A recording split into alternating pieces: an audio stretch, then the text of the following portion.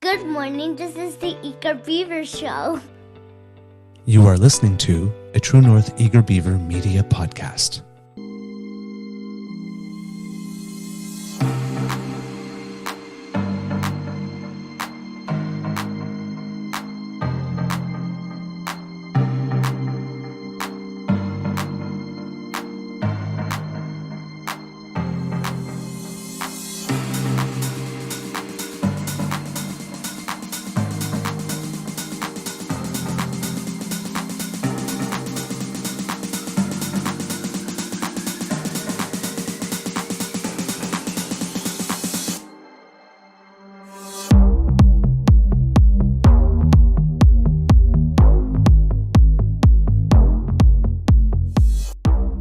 The True North Eager Beaver podcasts are proudly brought to you by our founding sponsors, the Miss V Mysteries from Corvid Moon Publishing, your source for science fiction, fantasy, and cozy mysteries featuring a broad diversity of characters.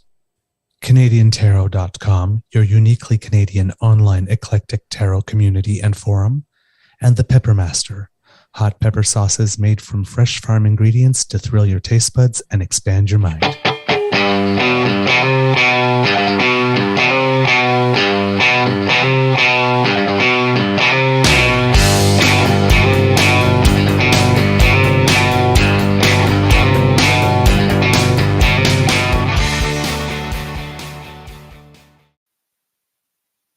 Well, good morning, and hello, kids.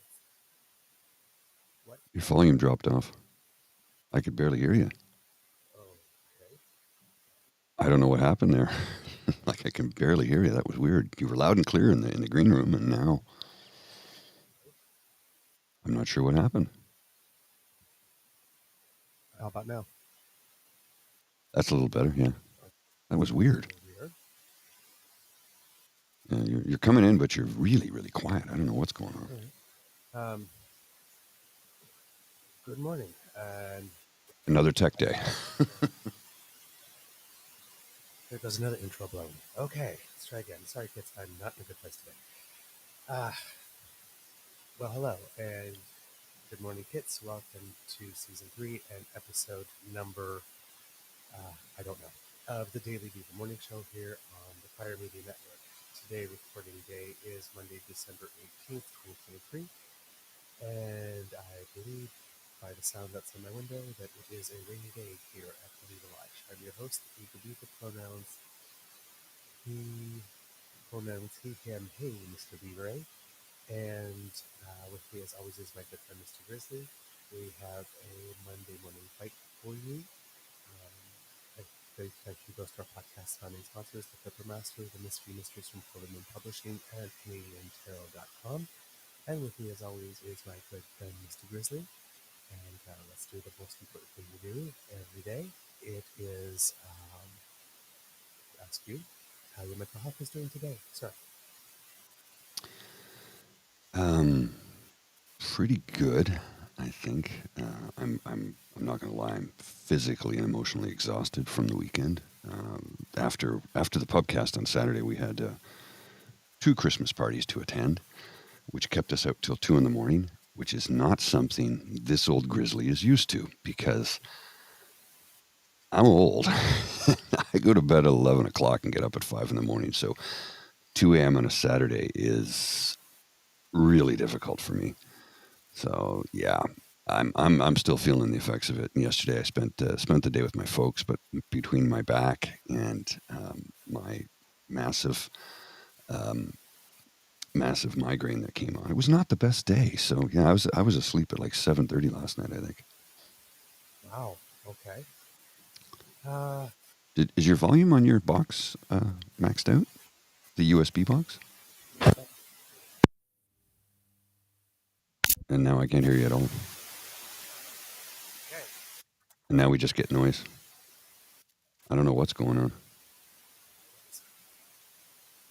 Yeah, I can't hear you at all, sir. It was good there at the beginning. And now it's gone. Well, you keep working on that, and I will see what I can fix on my end. I'm just going to check and see. If yeah, that should be good. Everything should be good on this side. So I don't know. No, yeah, no audio. Just check the cable. No, we still can't hear you, sir. Yeah, don't know what happened there. It was good, but now oh, wait. Did I hear you? No. One. Oh, wow. There you go. There you go. It just dropped again. So there must be a loose connection somewhere because you were there and then you were gone. You're gonna check it. Check and see if it's the cable at the computer. If it's the box seems to be good, but check the cable at the computer. Yeah, you're still not there. Well, thanks, James. The reach around fund. I like that. No, can't hear you at all. Nothing. Yeah, no problem. Just take a time, maybe do a reboot, and I'll be here for a few minutes to try and entertain the kids while you see if you can figure out the tech end on your side. Sometimes things just go awry. It was weird because we were sitting there having a chat just before the show started, and I could hear him loud and clear. Everything was good. All of a sudden, it just dropped right off. I don't know what happened. It went haywire. Okay, he's going to go to the other computer and see if that'll work for him. Don't know what happened there. We'll get this straightened out. Sometimes things just go sideways, as we say, and I can't explain to you why that happens. Because it was, like I said, it was working perfectly, and it sounded great. Because and the other thing, in the space he's in right now, the audio's a little bit better because there's less background noise, less echo. But it just didn't want to work for some reason. So he'll go to the other computer. He'll get set up there in a couple of minutes, and then we'll get it all figured out. In the meantime, I'll try and keep you entertained as much as I possibly can with my rambling, incoherent statements. I have those frequently. I did discover something. I don't know if you folks are aware of this, but I was reading about this earlier this morning on the Twitter. And as it turns out, Donald Trump's personal security detail during the January 6th, what would you call it? A terrorist attack, domestic terrorist attack, when they stormed the Capitol. Trump's Secret Service detail deleted all their texts and emails. They refused to testify under oath. They trashed Cassidy Hutchinson for telling the truth about Trump, colluded with the Oath Keeper terrorists, got the vice president in a one-vehicle car crash, and we're just going to let this go? I'm like, wow. It really is the end of democracy, it seems, in the United States of America. I really feel for my friends and family down there. Like, that is really disturbing. I guess the president was in a car accident, or I'm not even sure what happened. The car reportedly plowed through and crashed into President Joe Biden's motorcade that was parked. The incident took place in Wilmington, Delaware. Secret Service agents drew their weapons on the driver as the vehicle appeared to ram into an SUV that had closed down a street while Biden attended a nearby campaign event. The president had just emerged from a Biden-Harris 2024 headquarters in downtown Wilmington. So there's some bizarre things happening right now in the United States.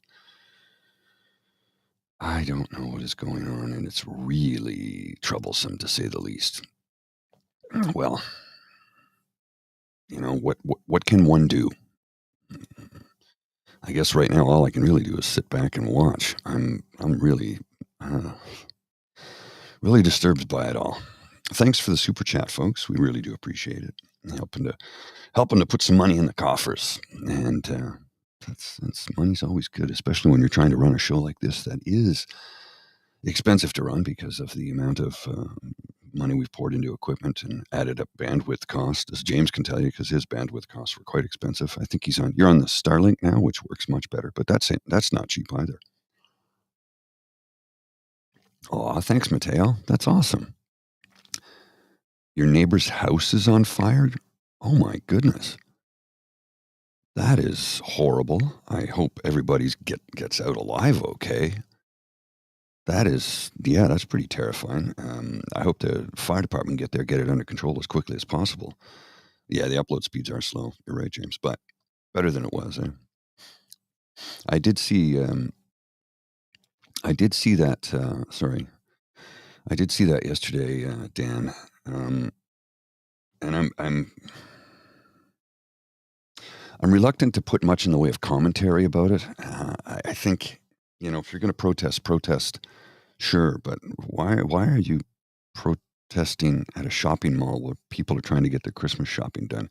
Hey, you don't celebrate Christmas, that's fine, but other people do, so maybe let them do their Christmas shopping instead of trying to disrupt them.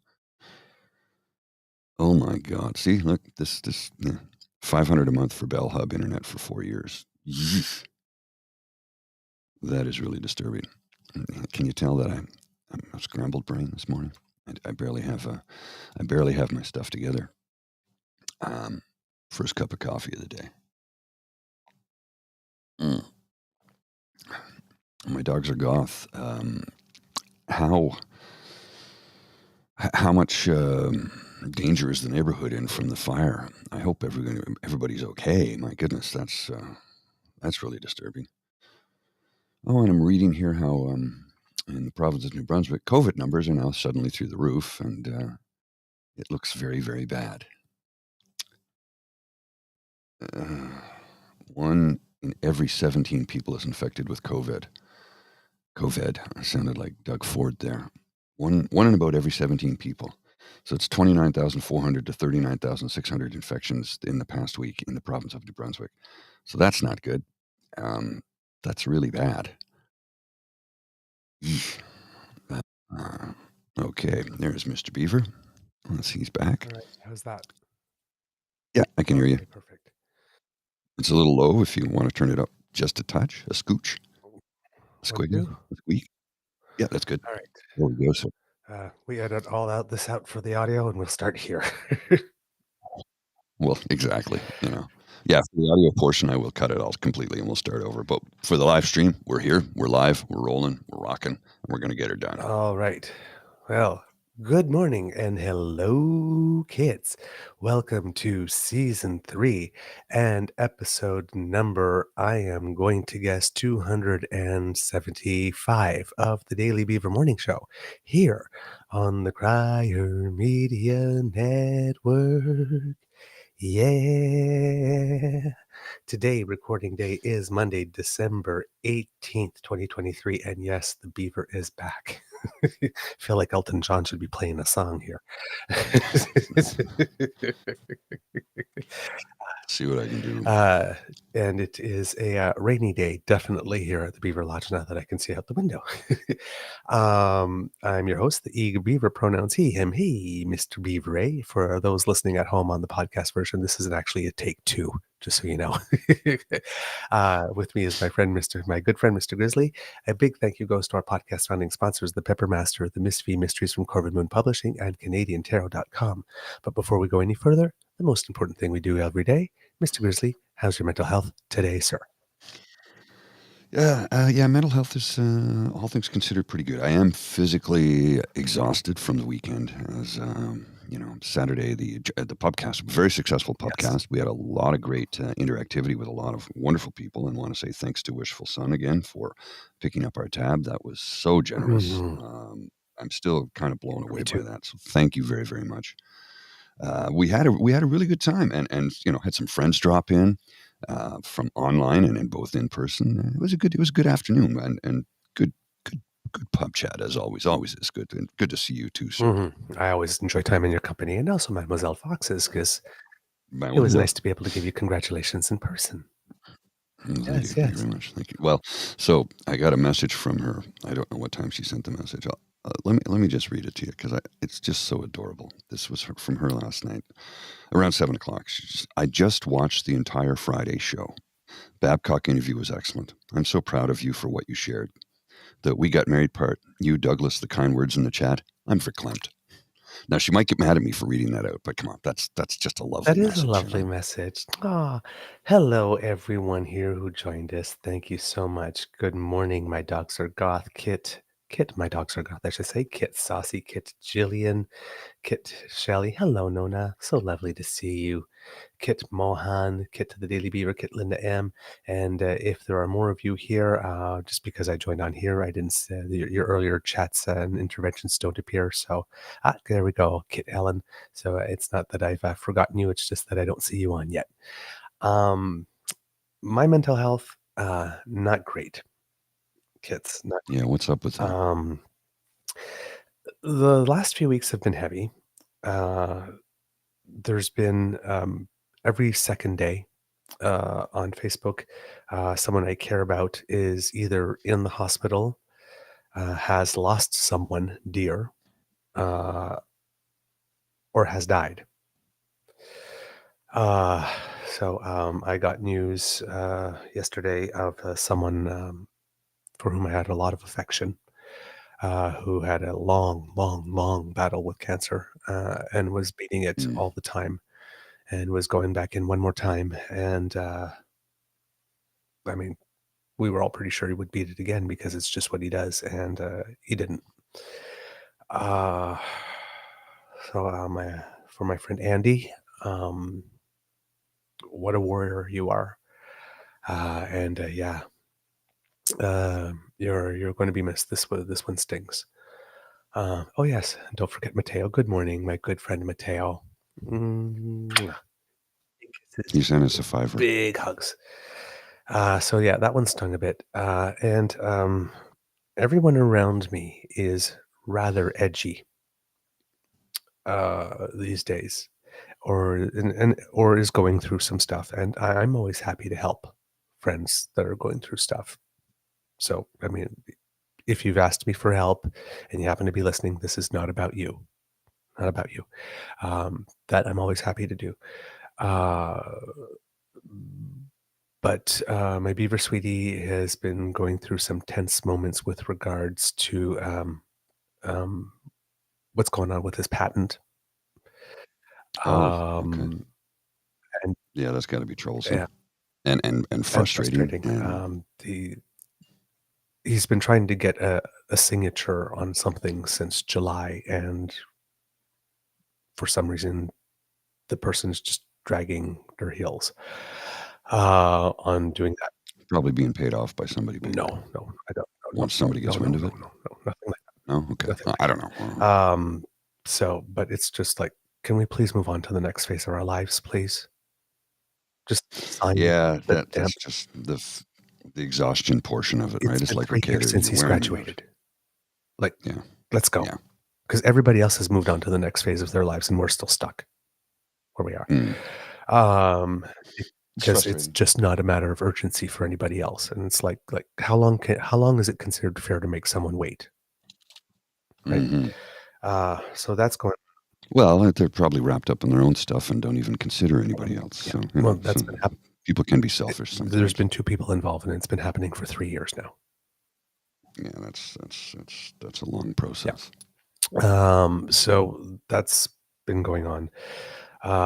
And in a couple of places where I volunteer, um, my expertise is not being respected. Mm, that's So frustration. yeah, uh, and so and then so yesterday I cooked too because it's what I do when I want to calm down. And well, the most important ingredient was love, and I was not cooking with love, so nothing turned out. Mm, Uh, that happens. yeah, nothing turned out. And then the straw that broke my back, which is it's always a stupid thing, but could not get the CPAP mask on, the APAP mask on to save my life. It was like a freaking Rubik's Mm, cube yesterday. Could not get it on. And once I got it on, I couldn't get the host to stay connected, and then I couldn't get the mask to seal. And that's so I'm gonna have to go back to the Slenter again for like the 4th time now to try and get something that works. The tubes are not connecting anymore, and it's just so I was ready to go to bed at 11 o'clock last night, and didn't get to bed until 2:20 because I was just fighting with everything. So around 3 o'clock in the morning, I had these really dark thoughts of doing no more shows for the rest of the year. That's it, just out. Going to Ottawa for a month and just staying there. Uh, quitting Mhm. the 2 shows for which I got roles, and quitting all my volunteer positions, basically just going back to the life I had, before I met Alex for a month. Just me, myself, alone in my, condo in Ottawa for a month and a half, and just nothing, no responsibilities other than feeding myself. Well, I never if that went is there. what you need to do, Yep. if that's what you need to do, then do it. I've never had that thought, Mm. ever. I've been with my Beaver sweetie 11 years. I've never had the thought Sometimes time that I apart want is to be alone necessary. for a month, and it's not time apart from him, No, no, just no. alone. No, it's literally got nothing to do with him. I want nobody to ask me questions, nobody to ask me to do anything, nobody asks me to Yeah. help, nobody, just me. You need rest and relaxation and a lack of responsibilities. So And and what Jillian says here sounds like depression. I'm getting those vibes for sure. Because you got to remember, so many people don't understand what depression is. They think, well, you should feel happier. No, that's not it. mm, Depression is a physical response to unbalanced brain chemistry, where you are exhausted all the time. You can't get out of bed, and eventually you have no will to do anything. mhm. And then your depression will start to lie to you and tell you that nobody loves you and that you're hated and blah blah blah blah blah. Yep. So This is not so much yeah, that, it's more like, I'm over solicited. mm, I understand. Yeah. Just a little over Yeah, you're just solicited. stretched too thin. Yeah. And it would be easier, not easier, if people would just accept what I said. Okay, that's the way it is. Good. Hmm. Then go. But everybody wants to negotiate something, wants to have an argument about a point, wants to debate a point, wants to be right, wants to. And it's just like, you asked me to do something, let me do it.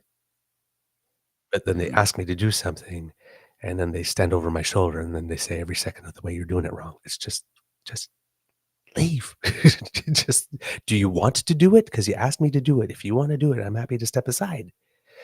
So it's yeah, I've been feeling a little over solicited, and that just people are just not cooperating. And Hmm. I don't understand why, because everybody knows what I'm capable of. So I just don't know why my competence is being doubted and questioned all of a sudden. It's just really weird. So yeah, but you know what? Um, just these things usually sort themselves out. But it was the first time in a long time, or ever, actually, that I've just said, you know what, just ditch it all and see how you do without me. Hmm. So that's not a good feeling. That's not a positive feeling, and it's Yeah. so totally not in line with my personality. Well, it sounds like you're just physically exhausted. Yeah, a little bit. So, but hey, if I do need, trust me, if I do need time, I will take it, because that I'm very good on that. I'm a big practicer of self care, so that won't be an issue. But just so you know, kids, that yeah, every now and then, yeah, you can feel overwhelmed. Yep, like butter scraped over too much bread. Yeah, indeed, indeed. Yeah, and oh yeah, Kitlin Dam, if they want to doubt your competence, that's their problem. Don't let them make you doubt it. I do not doubt my competence. Because I Hmm. know I'm good at what I do, right? It's, if I say I can do it, it's because I can, and if I don't think I can, then I say I'm not sure I can, or I might need help with this. But when it's something that's in my wheelhouse, right? I mean, I graduated in communication, so if you're asking me to do something communications wise, just leave it with me. It will be done. It will be done quality, right? Just, or at least give me time to give you a first draft to respond to. But it's been, yeah, it's been, why are you doing that? Why are you not doing this? Why are you doing that? It's just, why is that not out now? Why isn't that not finished? It's like, and all the time that I have to spend explaining to people, I'm working on 5 different projects at once. I don't have time for Mhm. just your thing, That's it, right? right? So it's like, if you just let me do it and stop asking me where things are at, why this isn't done right like this, you will get it much faster. But all the time you are taking out of my time, making me respond to you and making me um, assuage your feelings and your nervousness is time I'm not doing your work. Just Yeah. let me do your work. I can't do your work and manage your feelings or manage your anxiety. Just let me do the work. Mhm. It will be done faster, and then you won't be anxious. And I can't get people to, I can't seem to get people to understand that every time they come in to me with anxiety, that it delays me getting the thing they're anxious about done. It's like, Yeah, so it just gets worse. yeah, as Kit James says, I hate fielding questions for people who don't understand that what they're asking is both rhetorical and stupid. That's the ballpark. It's Yeah. not exactly that, because they're not stupid things, but I've got it. I'm aware. Mhm. I'll handle it. Don't worry. You know, I used to say there are no stupid questions, only stupid people, and that was a joke because I didn't believe there were stupid questions. Then I went on Yahoo Answers for a couple hours and went away with, "Yep, there's a lot of stupid questions. Good lord, there's a lot of stupid questions." And also some of the questions I've read on Yahoo Answers, the response to the question was, first off, how old are you? 27. And you don't know this? You don't know this? You need to talk to somebody or read a book because holy crap, how have you lived for 27 years and not know? Like some of the questions were just, oh boy. Mm. And you know, sometimes you think, well, you know, some people just haven't had an opportunity to learn, but you know, bodily functions, basic bodily functions. Ooh, I'm not going to get into the nitty gritty okay. of it, but it was like, Yeah. All lots of love from the kids. Thank you so much. Thank you so much. I really appreciate it. As you see, like I'm laughing, right? It's mhm. not terrible. It was just everything just all happened at once and was like, that's it. I'm out. See how you do without me. Moment. When I get a silliness thing like that, my response, you know, somebody says something completely ridiculous. I just look at them and go, well, about 4:30, but I don't know if I can make it to the party, which is an Eddie Murphy line from the movie The Golden Child, where the guy speaks to him in Thai. Or Stai, Nepalese, sorry. He speaks to him in Nepalese. And he looks at Eddie and he goes on for about 2 minutes. And Eddie just goes, well, I don't know, about 4:30, but I don't know if I can make it to the party. Because it's like, I don't understand anything you just said. So this is my category response. So I use it all the time. And people look at me like I have two heads. I'm like, if you're old enough, you'll know. Ah, And if you don't, you got to learn. oh man, oh man. So I thank you for the love, kids. I will be all right. That's the part. I know the difference between a bit of depression because after my mom passed away, I was in Hmm. a situation of not biochemical depression but situational depression. There's a bit of a Hmm. difference There's, because yeah, drugs yeah. won't help with the other one, No, right? that's, that, That's that takes a time for it to slowly scab yeah, over because the scar is permanent. exactly. There's certain things. It's like that "Going on a Bear Hunt" song. Can't go Mm, over it, sure. can't go under it, can't go around it. I guess I just gotta go through it. So you put your head down and you just try to go through it as fast and as painlessly as possible and get to the other end. So I'm going through a gotta go through it moment. uh, but these things usually tend to resolve themselves. And you know, it's the week before Christmas and a lot of people get antsy and nervous or are facing the prospect of Christmas alone. And, you know, there's a lot of stuff going on for a lot of people. And, you know, like I said last week, everything inanimate was attacking me for some reason. it it's just been a weird week. Somebody told me that Mercury's in retrograde. Maybe that has something to do with it. Who knows? But it's been a weird past couple of weeks. So I'm just trying to get through the weirdness and manage the weirdness. Yeah. Oh, thank you, Kit. My dogs are goth. I like that analogy and actually needed to hear that bear hunt advice today. Well, there you go. There you go. See, I'm glad we talk about it, and it helps, and it might help someone. We have lots of I new like turtles. names on the chat here. We Hmm. have Kit Freddy. Freddie, I'm not reading your surname. Yes, I'm not reading your surname, dude. Freddie F. Well that came on here, and Kit James is here with us. Kit Donna, lovely to see you. Thank you for the hugs. Thank you so much. Kit Darlene, which I believe is a new one for us. So welcome to the Beaver Lodge, and yeah, it's nice to see you. I am going to start, since we're talking about people who are not doing well. Um, I saw this the other day, and I know we sometimes laugh at her um, Who's this? because she is silly, and the things that come out of her mouth are silly. Um, but there's a conservative MP who is Yeah, the Michelle. shadow minister. Well, not shadow minister, because again, there's no such thing.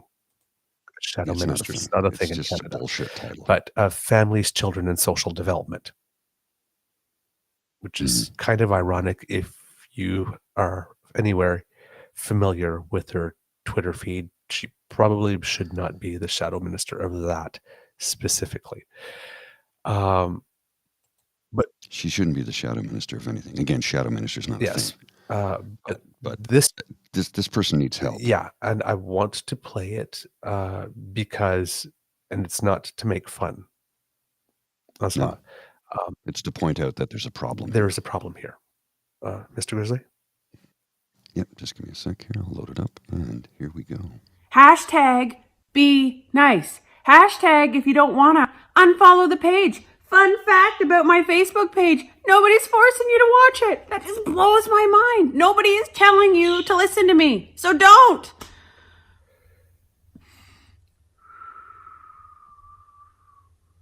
Isn't my new camera so pretty? I love it.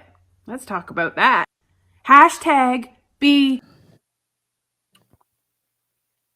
I know that feeling. I know that feeling. All right. This is not the first such incident. No, she had one the other day that went on a bizarre rant about how the Conservative Party, people think we're evil. Oh, self-actualization.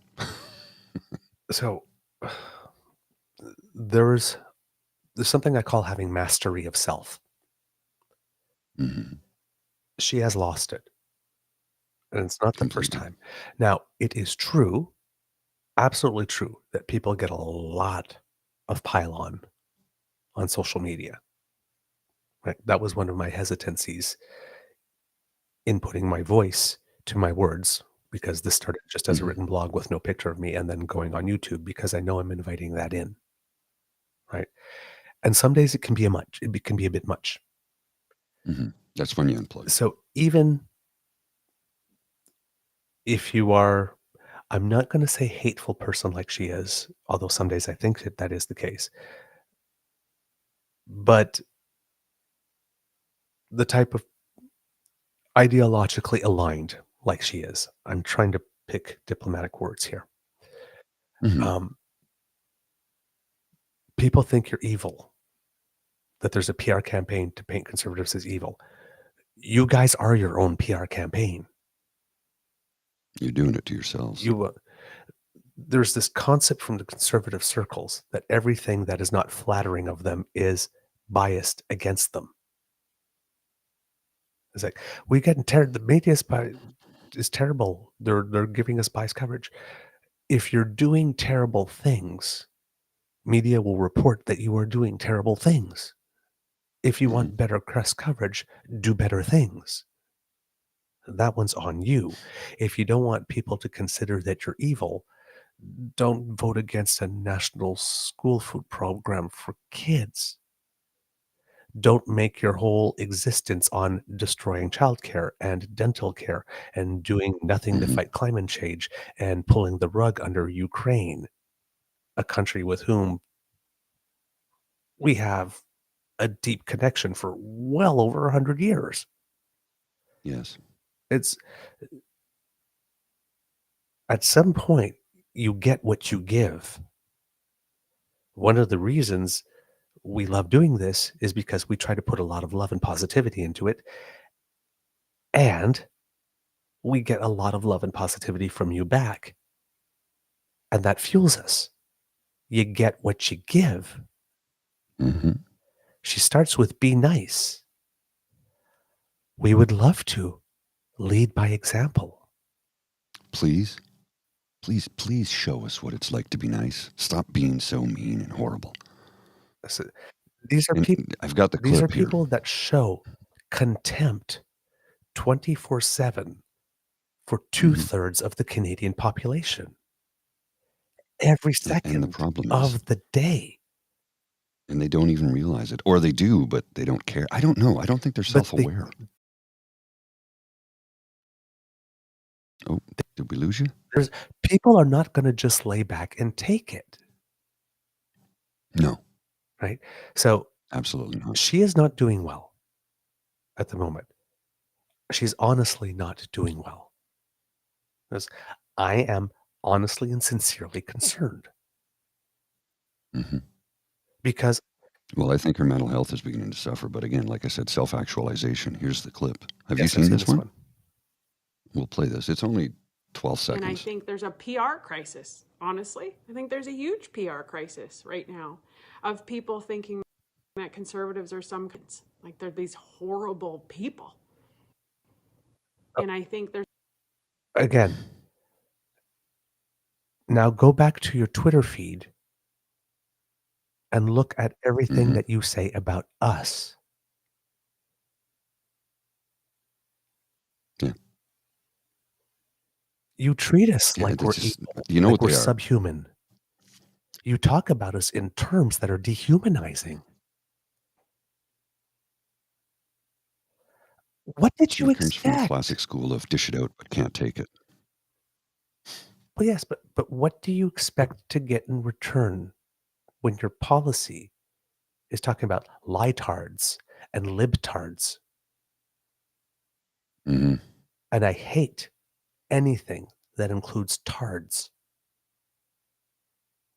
Those Hmm. words should come out of nobody's mouth, ever. When you get wildfires and your line is that liberals are setting the fires on purpose so that they could pass their climate change. What do you expect to get in return? When you got a whole bunch of people come into town and take about 100,000 people hostage and use proven torture techniques on them. And then everybody says, you know what? You supported that. When there was Nazi insignia there. And yes, it wasn't everybody. It was mostly not everyone. But you didn't know better than to leave when they showed up. And you didn't Hmm. really denounce it. When you have brunch with Christine Anderson and you sent a statement through Brian Lilly that allegedly you denounce it, but not on letterhead and no video with you saying it out of your own mouth. What do you expect the majority that is radically reasonable to say about you? You get what you give. And if it's overwhelming at one point, maybe it's not up to us to make it easier for you to hate us or to make it more comfortable for you to hate us. Maybe it's for you to just stop hating us. Actually talk about us like we are humans and not some Hmm. malign force that needs to be defeated or crushed or put in its place.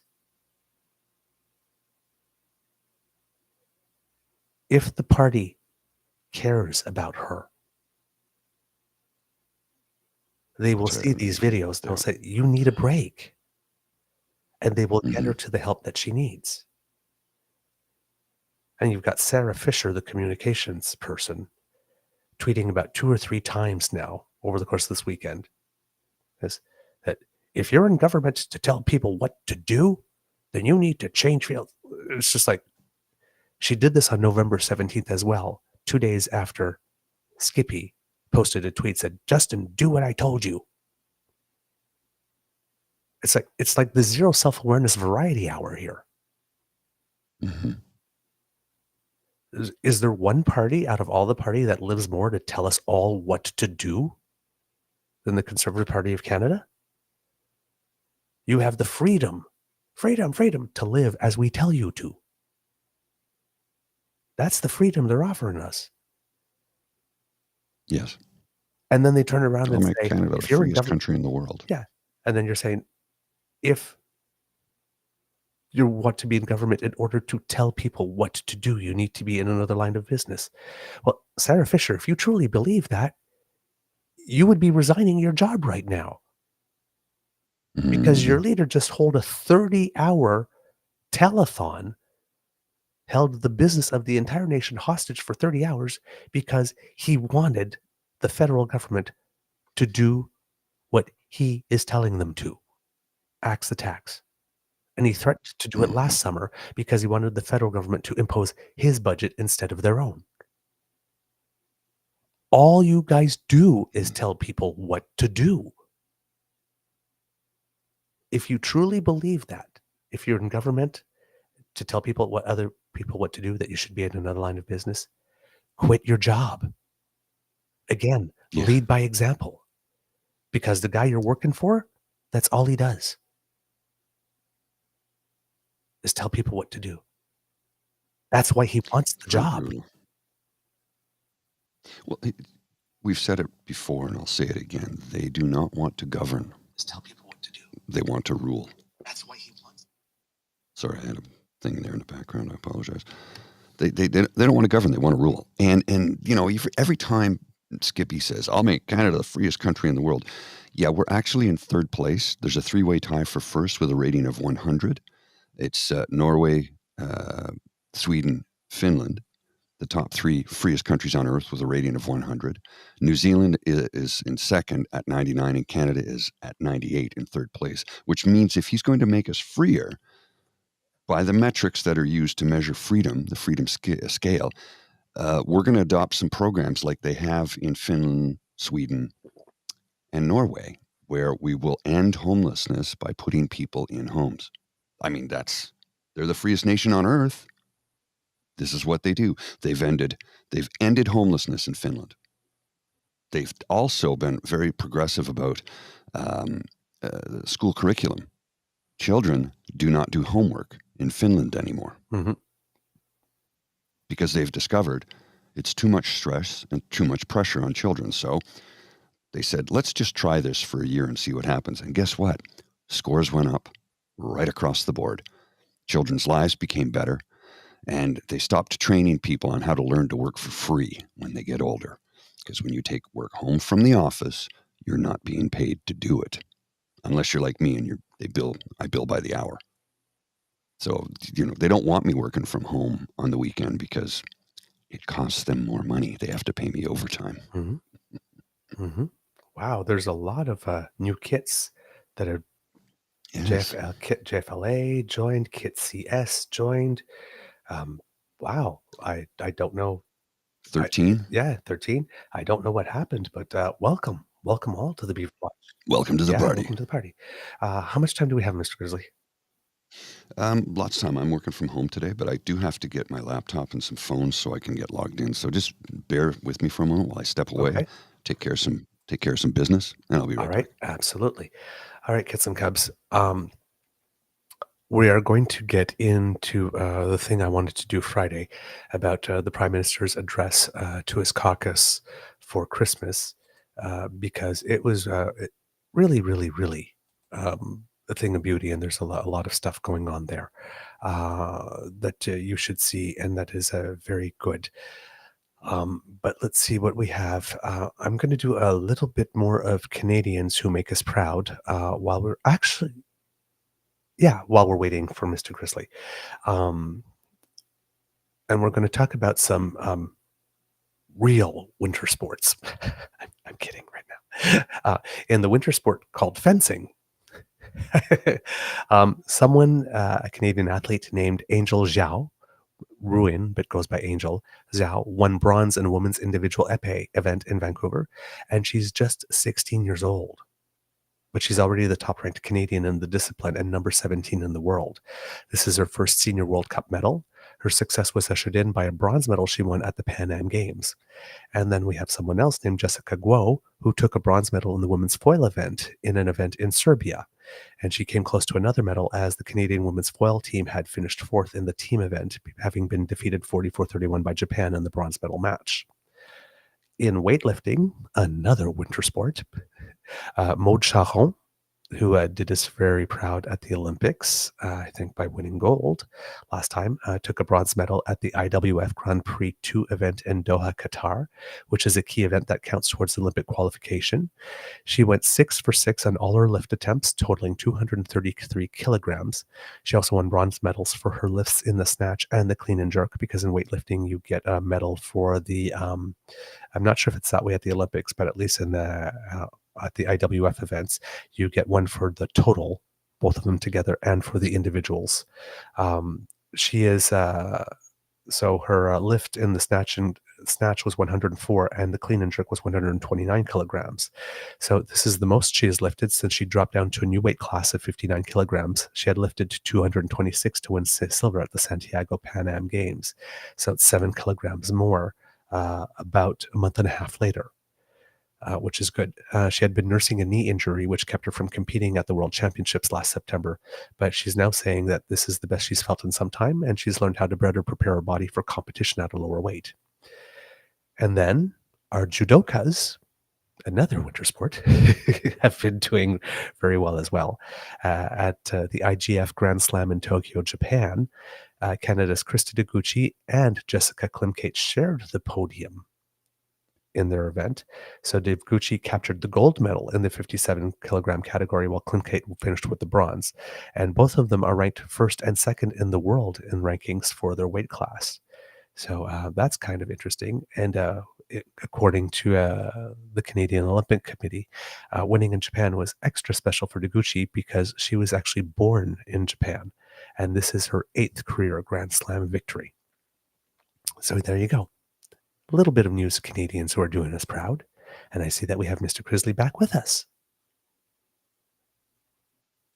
Well, in spirit, our body and mind, maybe not spirit. I don't know. Something like that. I'm sort of here. I'm missing my glitter light. I have a little light usually here to just light from me from below, and it's because it's packed in the road case for the PubCast, because we use a lot of lights for the PubCast because it's a bar and needs to be well lit. So yeah, I haven't put any of that stuff away yet. I've been too busy. Too busy trying to catch up on rest, actually. All right. Now I'm going to try and see if I can find this quickly. But as I was mentioning you, Kits, the Prime Minister delivered an address to his party before the House. There we go. I was able to find it really easy. Sorry for the noise. Was delivered an address to the party before they go for Christmas. All the party leaders do that. They get all their caucus together, and they sort of go back over the year and talk about how things went and sort of what the plans for the future are. And I wanted to play this because, well, one, it's really good, and two, you get the sense that there's maybe a little bit of 2015 coming back, which would be quite refreshing and really needed, because things have been a little heavy over the past little bit. Now, to say the least. Right? I mean, it's been a lot. Now, the House has risen, but the Senate hasn't yet. The Senate is still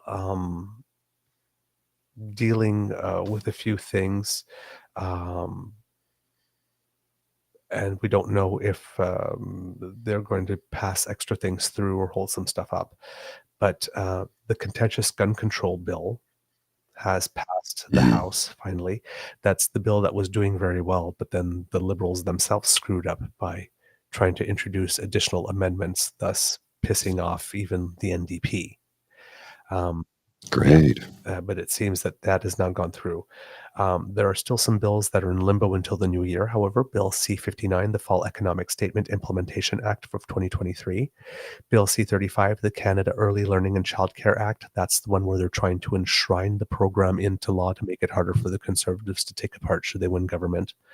Bill C-50, the Canada Sustainable Jobs Act, Bill C-57, the Canada-Ukraine Free Trade Agreement Implementation Act of 2023, and the much-discussed farm-focused private members bill has been left to languish too. It seems that also where the controversy with the speaker, Greg Fergus, that basically everybody's been trying to get him to resign because he dared record a video of support to a provincial Liberal, Ontario interim leader John Fraser, after Bonnie Crombie won, and he did it from his office wearing his robes. And Andrew Scheer has been leading the charge on that. And but he's guilty of the same crime. Well, he had already been found guilty of the same crime, actually, by the ethics, and had been charged a $500 fine. So Greg Fergus got charged a $500 fine as well. And all throughout this thing, it's like, come on. Yes, okay. Probably should have done it, but clearly it's not a firing or resignation offense. But they really wanted him to resign. Don't know what the difference between Greg Fergus and Andrew Scheer is. I'm going to go out on a limb and say complexion. Yeah, I would say so. And then there's been more video that's emerged since of Andrew Scheer doing so right from the speaker's chair. And we might have that for you at some point as well, because I already had Mr. Grizzly load up one video, so I'm not going to get him to switch to another one right now. The level of hypocrisy, right? And this is not the first time Andrew Scheer seems to have had a problem, because when Michaëlle Jean, who was the Governor General, it was known that she had dual citizenship. He had a problem with that. But then he became leader of the party. And then all of a sudden, whoops, who did we find out? Well, you never asked me about it. Who did we find out was a dual citizen?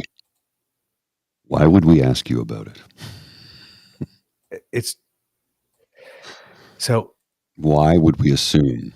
You know, he seems to have a problem. Oh, stop it! With people, my computer's just doing crazy stuff, who have black faces when they do the exact same thing he's done. When they do the exact same thing he's done, he wants some type of special treatment for them, special exclusionary treatment that should not apply to him somehow. I have a problem with that. I have a big, big, big problem with that.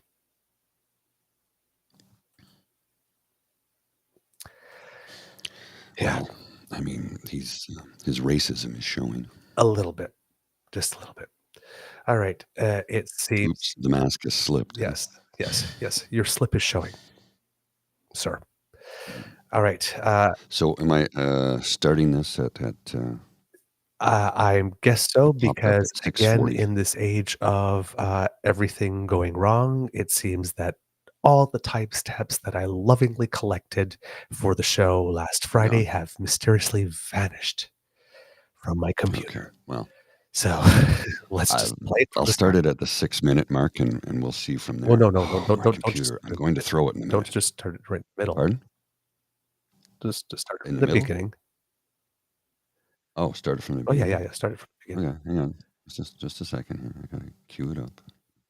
My computer is squawking at me, and I'm getting very angry with it. It's like, we're setting up an iPhone. Your iPhone is set up. Hey, congratulations. I know. Stop telling me. I did it. I don't need notifications. How do I eliminate all those stupid notifications? It's like, don't notify me of something I just did, I know I did it. It's annoying. Okay. All right, We'll Mr. start this Grizzly. from the beginning. Let's see what we got. And let's see what happens here. I might have the timestamps, though. If you give me a second here till I check on something, because you sent them to me last week. I might have them. Oh, maybe I did. I sent them to you. That's true.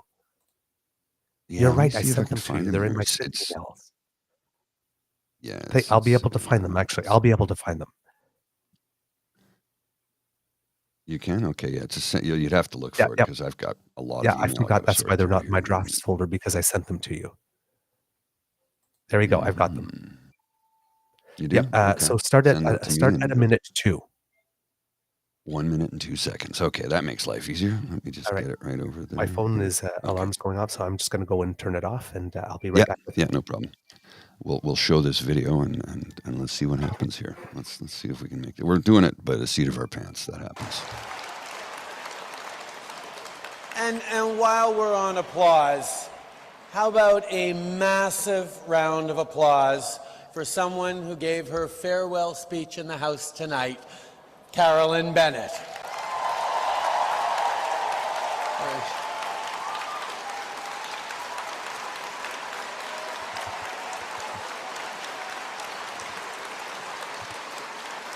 Where is Carolyn? Can her table please put up her hands? Here we go. There you are. Okay. There they are, right over there. Carolyn, like I said in the House today, I have benefited from your advice, your leadership, your support, and your friendship for the 15 years since I first got elected. And I have to say something that we would all want to be able to say or have said of ourselves after we leave this place. Canada is a so much better place because you served for 26 years in the House of Commons. Merci, ma chère amie. We'd be here all night if I listed everything she's done. But my friends, it's because of all your work that we can continue to deliver for Canadians. Your work is more important than ever in this period where we're all experiencing a lot of change. Change in interest rates, change in the world order, change in the environment, change in the way we work, change in culture. All this change can be disorienting. But this is why the choices we make right now are so consequential. Because the world is going through change. And we need to make sure that this change benefits Canadians. Because in this pivotal moment, all politicians have to ask themselves, are we going to tackle the problems people are facing? Or are we going to exploit them? Are we going to solve the problems making Canadians more anxious? Or make people more anxious for our own advantage? Well, we, as Liberals, with hope and hard work, we need to take the challenges of change and make them opportunities for everyone. All right. Wow, So that's pretty moving. yeah, that's the opening. So, of course, Carolyn Bennett, who has served for 26 years in Parliament, she's a doctor. She gave up her practice. Oh, wow. I didn't know that. Oh, yeah, she's a doctor. 26 years she served in Parliament in various capacities. We have some comments here. First Nations, Métis and Indian, Indigenous, well, my God, I'm having trouble today. First Nations, Métis, and Inuit folks might not agree, because when the Department of Indian Affairs or the Minister of Indian Affairs was split into two to crown Indigenous relations and Indigenous service, she had one of the portfolios. And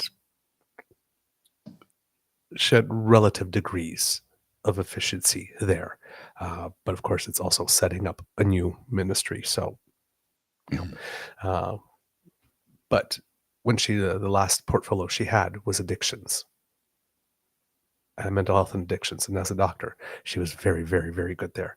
And we were trying to get her on the show a couple of times. She had actually agreed through Twitter, but for some reason I could not get her assistant to actually book it for some reason.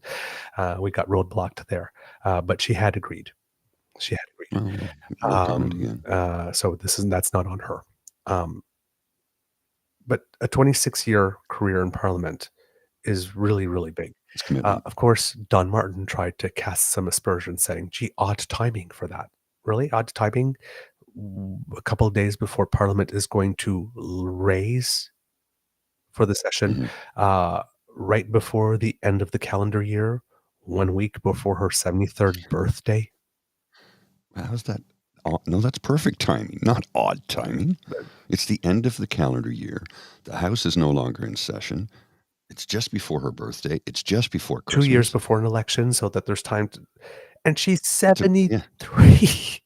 Yeah, I served think, 26 years. She's given that the office, dude. Yeah, she's 73. I think, she wants to retire. Let her retire. And this is what I'm said when I said at the beginning of the show. If that's what you keep on giving, don't be surprised what you get. Just let her retire. It's perfect timing. But then he opens. And look at the note on which he opens.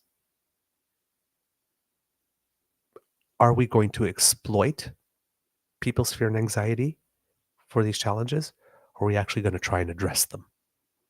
And if you look at what Housing Minister Sean Fraser is doing, it seems that the party has opted for addressing them head on. Hence, we get all these cries of, no, not like that.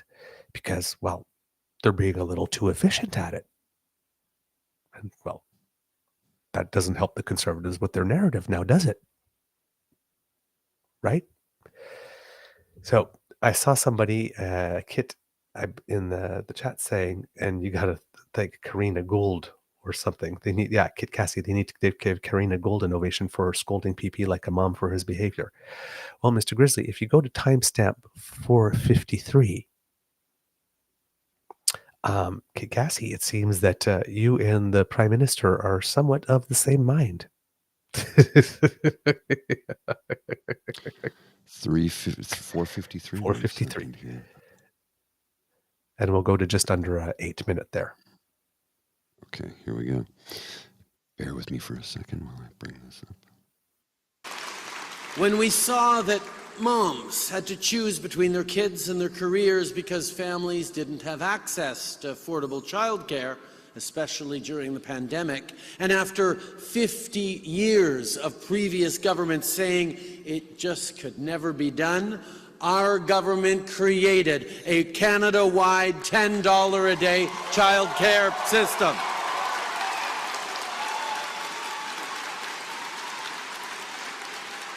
And because of this work, women's participation in the workforce is now at a record high.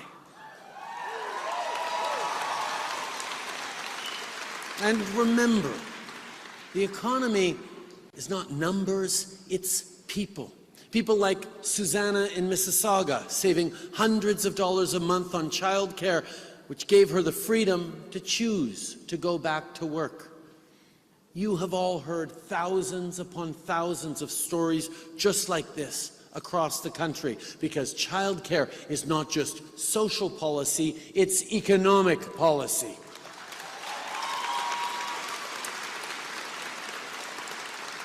Et donc, avant d'aller plus loin, je veux prendre un moment pour reconnaître le travail de Karina Gould avant qu'elle nous quitte pour son congé de maternité. Where are you, Karina? There she is. Karina, you helped negotiate $10 a day child care agreements with the provinces.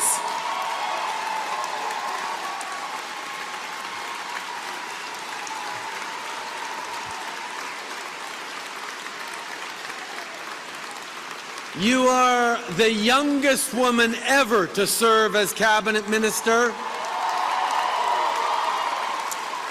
and the first minister ever to give birth while holding office. And while we're applauding, in a few weeks, you'll also become the second minister ever to give birth while in office.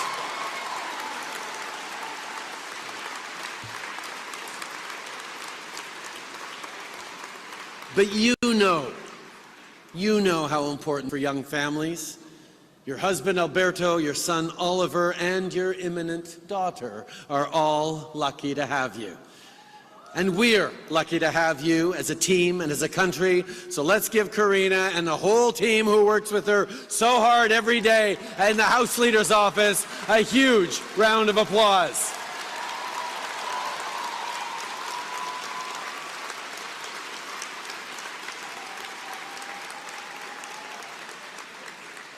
Enjoy the maternity leave. We'll miss you, but can't wait to see you back. Et pendant que nous, on s'occupe à tourner les défis en opportunités, Pierre Poilievre, lui, exploite les défis pour essayer de les tourner en opportunités pour lui-même. All right. So prior to saying that, the Prime Minister also mentioned in French taking on the challenges of climate change by, for example, pursuing the EV battery plants, of which there are, the announcements came fast and furious, but there's one in St. Thomas, there's one in Windsor, there's one in Bécancour, there's one just outside Quebec City, there's about 5, and there's one here in the Kingston area. There's 5. 5. Yeah. Yes. And there's not one anywhere else in North America yet.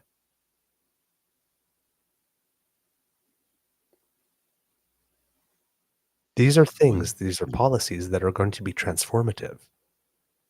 Remember we talked a while ago in Bloomberg how there was an article about this Prime Minister has done more to diversify the economy than any others? It's true. So while the Conservatives are trying to get us to reverse ourselves on carbon regulatory pricing, on emissions caps for the oil sector, he's pursuing the economic activities and opportunities that come from them. And it turns out that there's a more recent report that says that we are now getting on target to reaching not only our 2030 goals, but some of our interim goals. If all these policies that he's pursuing are actually put in place, we will be there. The Conservatives absolutely do not want this. That's why they're screaming so loud. Because he's being too effective. Right? Now he talks a little bit in French, of course, while he was saying there, and while we're busy turning these challenges into opportunities, Pierre Poilievre exploits these challenges to convert them to opportunities for himself. Okay, so that's what he's been saying in French there. We'll continue on to 9:55, Mr. Grizzly. From the 8-minute mark? From where you stopped. Yeah, okay, just a second. Here we go. I'll just bring it back up. Sorry. Got lots of stuff on my screens here that I'm trying to sort with. See, people ask me, why do I want to run in the next election? It's because I'm fighting for the middle class. I'm fighting for reconciliation. I'm fighting for climate change. I'm fighting to build an economy that works for all Canadians. I'm running because now is not the time to stop fighting for progress.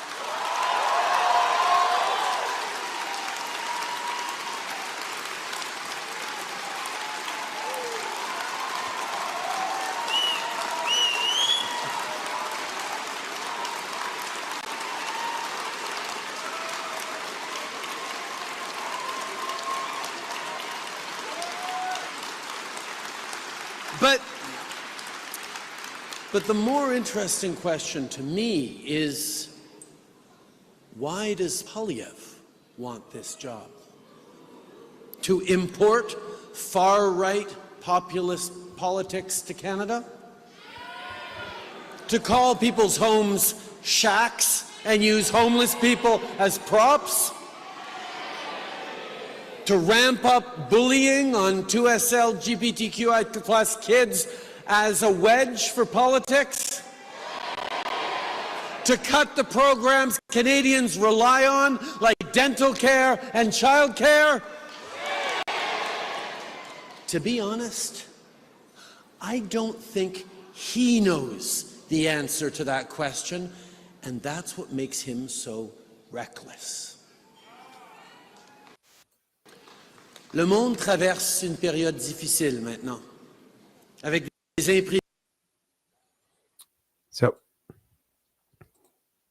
again, he's calling out the game. And as a PR person, this is what I'm saying. This is the most effective thing that the Prime Minister could do and that the Cabinet can do, is to call out the game. This is what they're doing. This is why. And this is how we're going to counter it. Now, a lot of kids may not know, but the Prime Minister and the Liberal Party got themselves a new communications person or company. Showing. Yeah, I think it's called Veliket. Is the name of the company, and I guess the lead consultant. We referenced it very, very briefly in our interview with in our conversation with Laura here, but going to the liberal rag, the National Post here.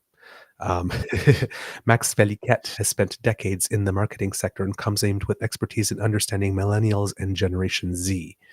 Amid slumping poll numbers, amid slumping polls, Trudeau has appointed a new executive communications director with expertise in understanding millennials and Generation Z. A recent Abacus data survey revealed that millennials are now almost twice as likely to support conservatives over liberals, while 32% of Generation Z currently favors conservatives compared to 24% for liberals.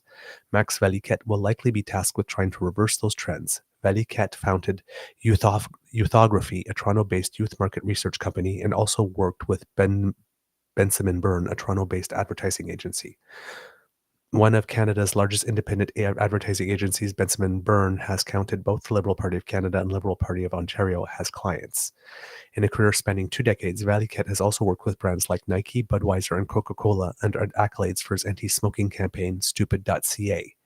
The University of Ottawa educated Veliket was named one of Marketing Magazine's 100 most influential people in Canadian communications back in 2005. So he has a very, very, very good track record.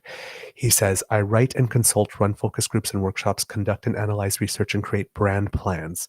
I've worked with big brands and tiny companies, governments, and not-for-profits. I focus on modern consumers, the youth market, and new media. So the Liberals have heard the message. So it would seem. Have understood that they need to stop tripping over the flowers in the carpet, and have gone and got themselves the help that they needed. So you might going, like as Kitsasi says, Trudeau knows how to use spicy at the right time. Attack the issues, not the people directly, says Kit Hugh. Exactly. This is what is going on. This is what's going on. So you're going to see some changes in the communication style and in the messaging from the party over the next few years. And it was needed. It was needed because their communications were very tired and not responsive to what was going on. He goes on to say in French for a little while here during this address, why are my windows not working with me here? That the world is going through a challenging time. It's like we hit black ice, and Pierre Poilievre's solution is to sell us a car without winter tires. We must remain true to our values to get through consequential moments. And then we get to 10:25, Mr. Grizzly, and we'll go to about 13:23, where he talks about we have to be able to answer tough questions.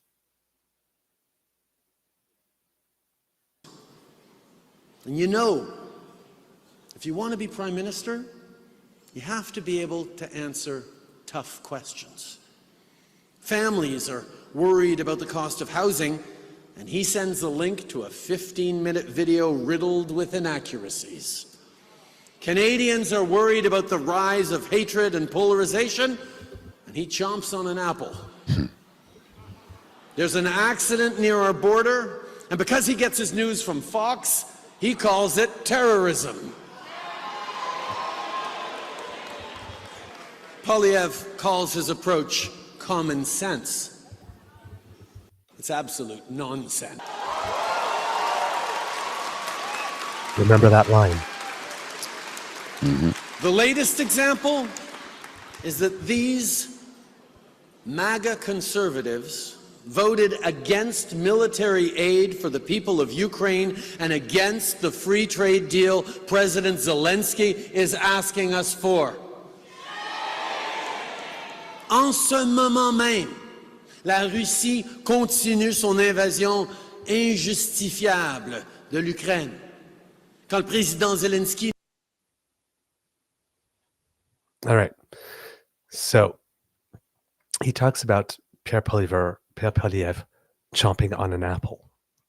And if you've been watching YouTube, not YouTube, sorry, Twitter for a little bit, I'll put it up myself here, Mr. I have it. For here. the Just give me a kids. second. Here. I got it. Oh, you got it? Got it. Okay. There's something that this is not from recent, but it was just put up recently. There's Mr. Trudeau, I saw that you posted about the importance of independent media and of media. Yeah, you kicked Alexa Lavoie out of your conference the other day. You kicked her out. You. Okay, we could Eating stop. an apple. What's he eating right there? An apple. Yeah. That's pretty good. Troll level master 1000. Right there. That's Chris Dacey, who's needs to get a life and a job. He camps out on Wellington Street all day, every day, and just waits for stuff like this. Yeah, with someone Tries to make else. himself So, look like a hero. and that whole there's about like 8-9 minutes of him yelling, him and someone else named Christine yelling at him, and then he posts here's the full video with Prime Minister Justin Trudeau getting heckled while walking down, and RCMP officer Eric Dubois assaulting Christine Cameron and threatening to arrest me. Okay, here's the thing. Because if it's just you and Christine yelling and you're filming yourselves doing it, that's not a video of the Prime Minister being heckled. That's a video of you heckling the Prime Minister to create content for yourself. If you were on the street and people were heckling him and you caught that on video, that would be the Prime Minister being heckled. But if you are yourselves are doing the heckling and then recording it while you're doing it, that's not full video of the Prime Minister being heckled. Right? Let's just make that very, very, very clear. Yeah. Now, back to the address. We'll continue where we left off at 1324. And the Prime Minister talks a little bit about Israel in this, the conflict that's going on here. And as you may know, there was a UN resolution that was passed. I think it was Australia, New Zealand, and Canada co-sponsored, that talked about an immediate humanitarian ceasefire with a certain conditions, that hostages be released and all that kind of stuff. And a lot of people are saying, there, he called with a ceasefire like this, and how dare you put conditions and whatnot, or it's not a real ceasefire, you got conditions. He's trying to move the ball forward. Well, let's watch this clip. Évidemment, il n'y a pas juste l'Europe qui est aux prises avec un conflit déchirant. What's happening in the Middle East is reverberating around the world, across Canada, and within our Liberal Party. I've spoken with many of you personally, and I know how extremely difficult it has been. Some of you are directly impacted, or have loved ones who are. It's been tough. And we're having hard but necessary conversations together. One of the reasons we're having these conversations within our party is because we are the most diverse political party in this country. And that's a good thing. If we can't have those difficult conversations amongst ourselves, how can we expect Canadians to have them? Au Canada, on réussit la diversité mieux que partout ailleurs. Nommez-moi un seul pays à travers le monde où les gens sont aussi libres de prier, d'aimer et de s'exprimer dans toute leur diversité. Mais on n'est pas arrivé là par accident. On ne va pas continuer sans effort. And while we're all having those conversations among ourselves, let's remember that Canada is the only country in the world to have both a special envoy on combating anti-Semitism and a special representative on combating Islamophobia.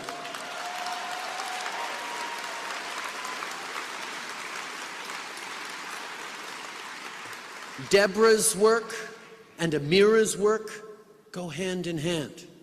Inclusion takes effort, and we need to keep working at it even when it's hard, especially when it's hard. Canada is a place where we celebrate our diversity. On est un pays de voisins, de collègues, d'amis, de familles qui vivent cette diversité à chaque jour. Canada is a place where an Inuk born in Nunavik is now Governor General.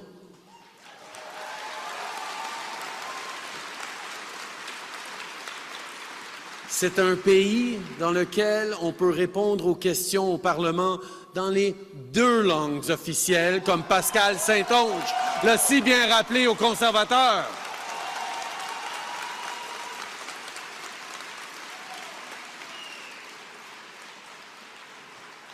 Canada is a place where both Muslim and Jewish communities prepared food for people who had been evacuated during wildfires this summer.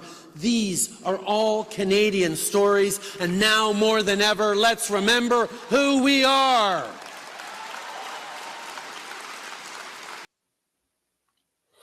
So there, the sections in French for the kits who don't speak French says, evidently, it's not just Europe that has been stricken by conflict that tears people apart. Nobody does diversity better. Name one other country in the world where people are as free to pray, love, and express themselves in all their diversity. But we didn't get there by accident, and moving forward will not be effortless. We are a nation of families, colleagues, friends, and neighbors where we live in diversity. We are a nation in which we can answer questions in Parliament in both official languages, as Minister Pascal Saint-Onge recently reminded Conservatives. The part about Israel here is that he admits that there are tensions within his own party. Anthony Housefather, for example, had a problem with us sponsoring that resolution at the UN that Bob Ray spoke for.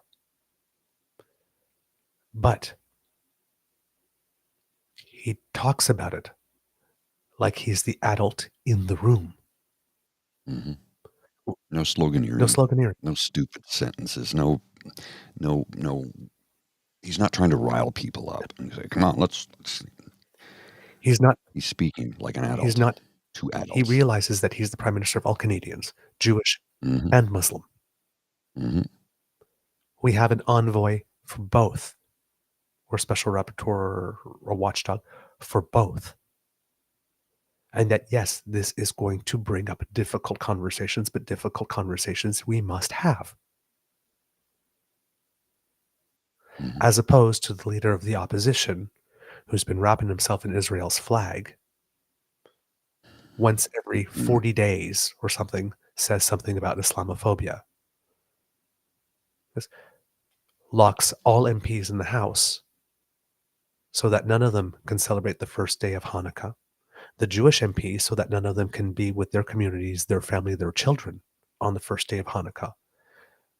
While he goes to a synagogue that has been firebombed for the first day of Hanukkah to get images for himself and to cover for the fact that he's going for a fundraiser later. And while he's there, votes against funding for a Jewish community center in Vancouver and funding for a Holocaust museum. Yeah. Like, while The he audacity. and all his team are all over the web talking about almost strictly, exclusively anti-Jewish hate, which is a thing and needs to be addressed. Right? We've all seen the clips this weekend of protests going on at shopping malls where kids are going to see Santa Claus. Probably not the best way to win allies and friends. Well, I mean, it's effective. You're getting the publicity. Your message is getting out, but are you making anybody sympathetic to your cause? Not sure. No. And vice versa, if you're on the pro-Israel side, if you're seeing someone if you're calling everyone an anti-Semite because they're not 100% full in your camp, again, not sure how that is winning you friends and allies. So we have the opposition party trying to paint Canada as an inherently anti-Semitic country and our government as inherently anti-Semitic. And meanwhile, you have the government recognizing that you need to be the government for both people that support the people of Israel and the people that support the people of Palestine. You need to be pro-human. And as we say often on the show, Israelis are not the Netanyahu government and Palestinians are not Hamas.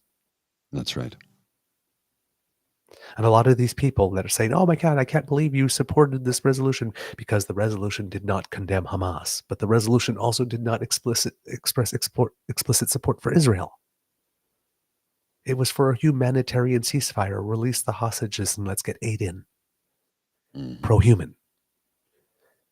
If every resolution at the UN absolutely has to mention Hamas and criticize them and denounce them, there is one Jewish state, Israel. How many Arab Muslim states are there in the world? You're at the United Nations. You're never going to win that vote. No. It's math. No. It's math. If the resolution absolutely has to condemn Hamas for you to support it, it's never going to pass. It's about being an adult in the room and trying to find the common ground. Can we at least agree on protecting the people in both jurisdictions? The people. If we can't even agree on that, you didn't deal with my issue, so I can't support the people.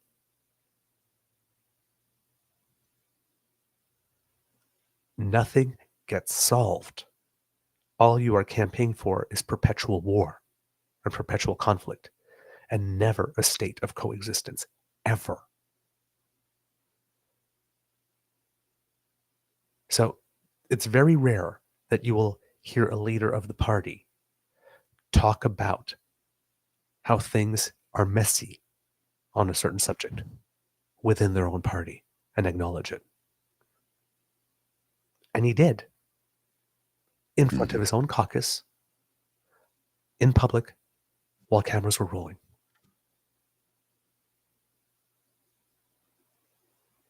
That's what you want in a leader. Indeed. You don't want some guy who wraps himself in a flag and poses while he votes against aid and support for the people he's posing and claims he supports. You want someone who wants to acknowledge, you know what, this is messy and difficult and hard. But we will talk about it and we will find something. We will find a way. This stuff doesn't get on the news. This stuff doesn't get on the news clips. And it should. But that's what's going on behind the scenes. That's the stuff that we should know about if we're politically aware. If you want to make a fully informed decision, when stuff goes sideways in the world, we have one party, at least, that is willing to discuss the situation as an adult. To recognize the messiness of the situation and just deal with it head on. That's statesmanship. That's actual leadership. That's not your hot take. for likes and clicks and donations. The world's a messy place. Yes. And leaders who deal with it with complex. eyes wide open are the ones you need. Indeed. Right. Mr. Grizzly, next section. Sure thing. Whoops. Almost clicked the wrong button there. And the world wants to be part of what Canada is doing. This year, Canada ranked 3rd for foreign direct investments of all the countries in the world. The world is paying attention.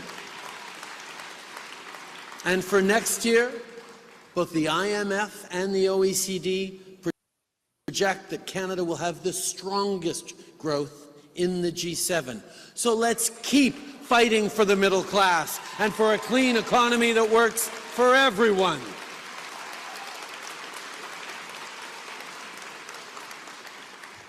There is now clean drinking water in 96% of First Nations communities, but let's keep fighting until we reach 100%.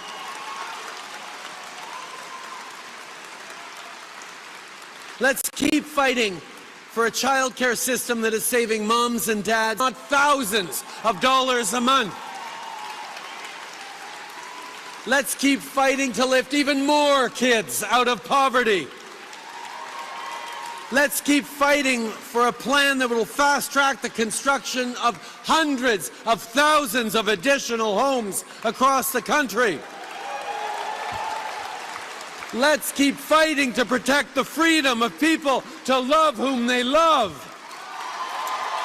And let's keep fighting to make sure that every future government of Canada is pro-choice, because women's rights are non-negotiable.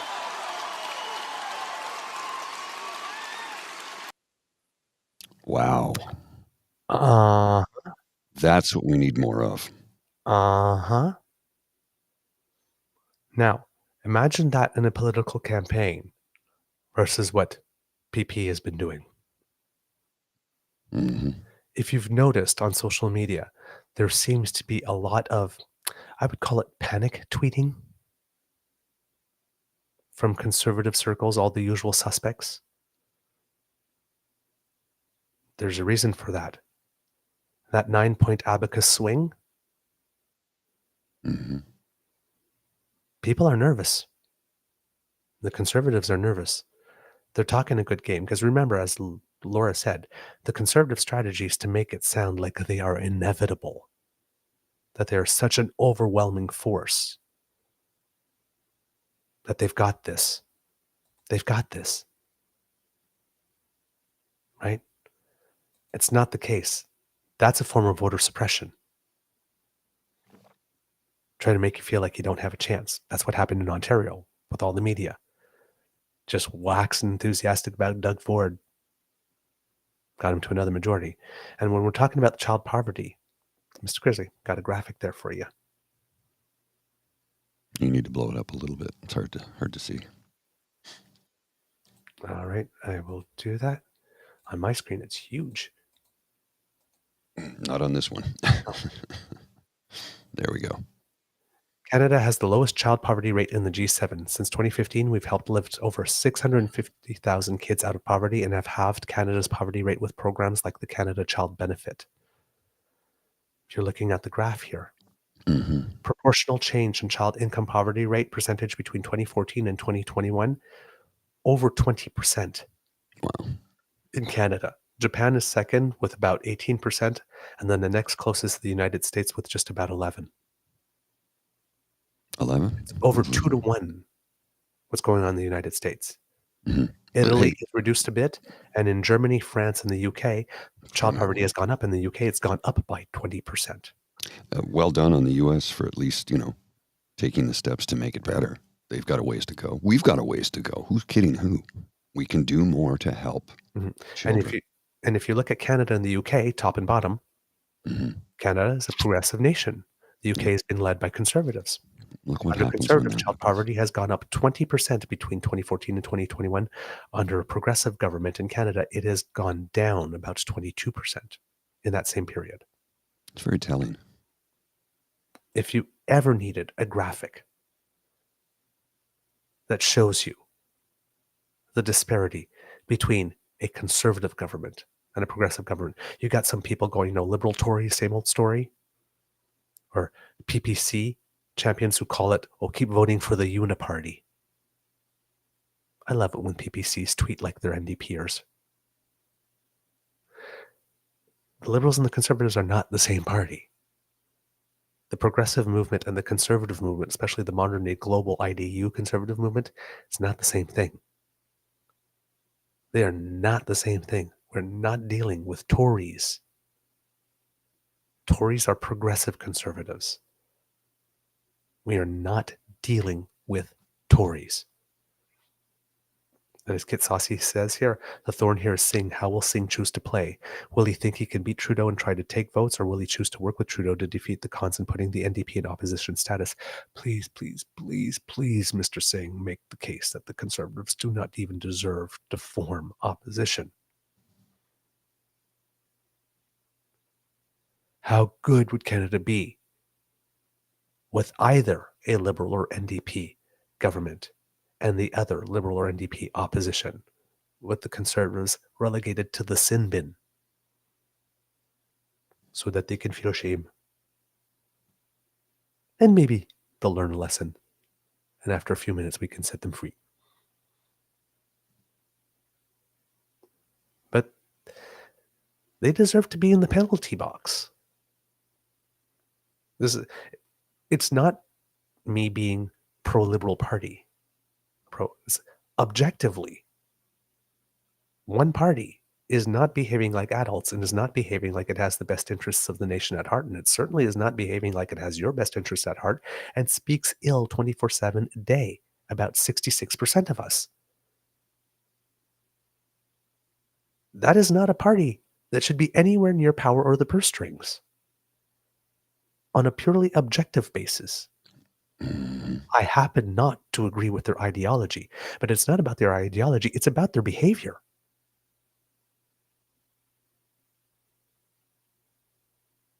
How you treat people, how you speak about other people, what you support, who you punch down, the rules you're prepared to break in order to get what you want. It's behavior. Not belief, behavior.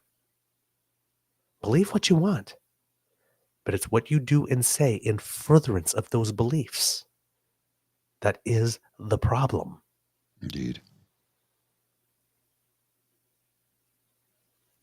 There's no statesmanship in that party. Objectively so, it makes the decision for me very easy as an engaged citizen as to who I will consider and who I will not even consider for my vote.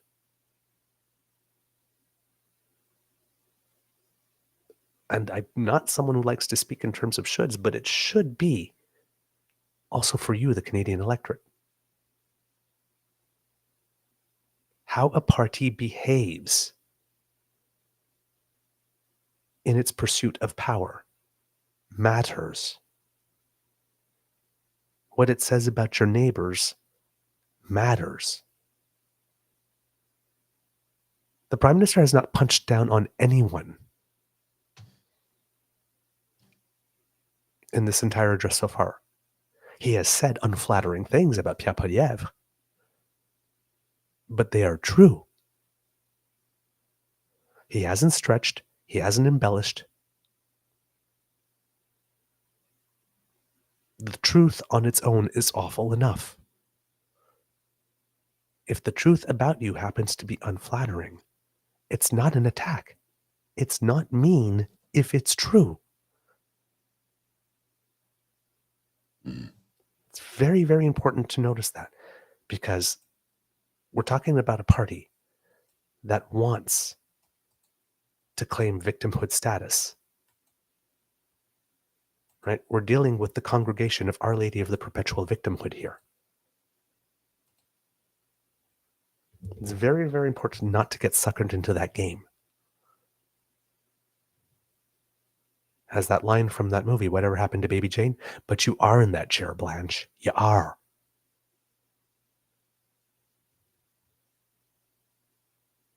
You may not be evil, but you are standing for evil things. Not wanting to feed children. Not wanting to stop the planet from burning. Wanting to kick people out because they dare to protest in support of Palestinian people. Wanting to kick foreign students out if they happen to go to a food bank because the food banks are ours for the people we won't feed.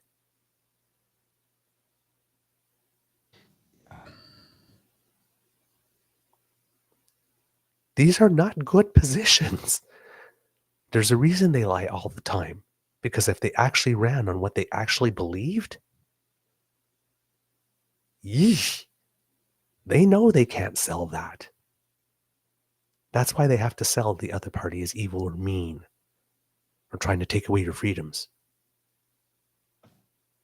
trying to censor you, trying to cancel you. Because if they ran on what they actually stood for, honestly, if they had truth in advertising but what they actually stood for and ran just on that, nobody would vote for them. Mr. Grizzly? Indeed. The next clip. 1 second, sir.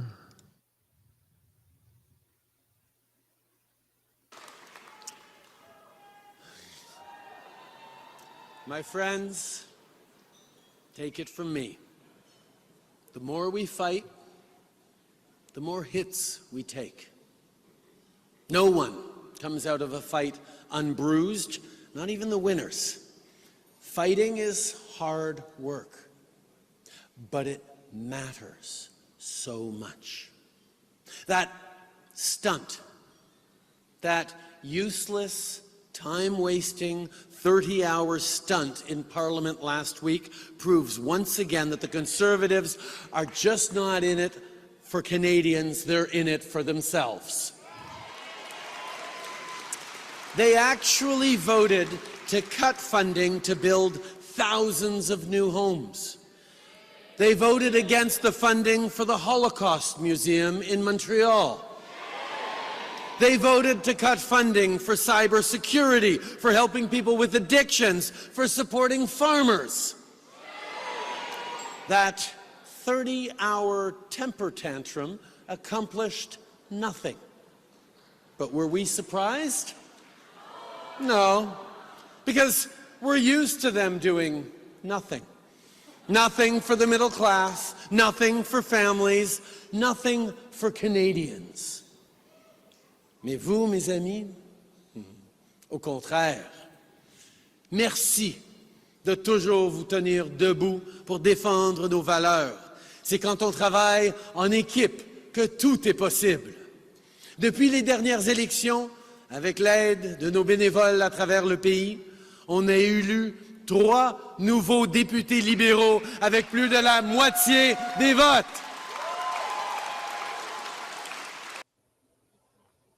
So there he's going in French that, thanks to your hard work, because this is a fight and a fight is hard, because we've elected 3 new Liberal MPs in by-elections with over 50% of the votes in those by-elections. Again, you will notice in that comment, again, the boxer who plays the long game. Again, starting to wonder if there was a little bit of rope-a-dope going on in giving PP so much leeway. The last year. I'm sure it's not all rope-a-dope, because the Liberals did hinder themselves a lot over the last year by making really stupid mistakes.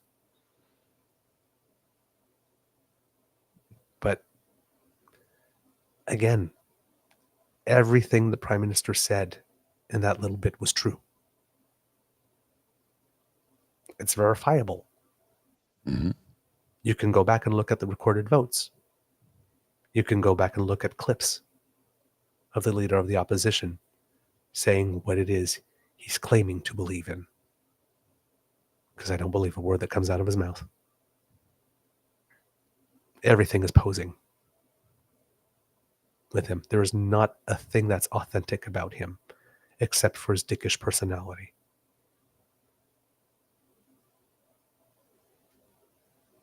He's just saying it. And this is the way he's always been. Yeah. All right, we go to 22-27, Mr. Grizzly, for the big finish. 1 second here. While I get that together. There we go. And let me just go for... Sorry, I got a bunch of things opening. I'm trying to fix something on my computer. So if I seem a little distracted, it's because I'm trying to get things properly repaired. De partager notre message sur les réseaux sociaux. Our liberal movement needs you. Canada needs you. So keep listening to Canadians. Keep talking about our positive vision for the future.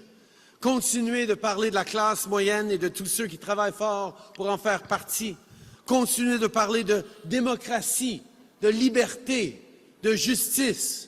Keep talking about how we're not only meeting our climate targets, but we're on track to exceed our goals.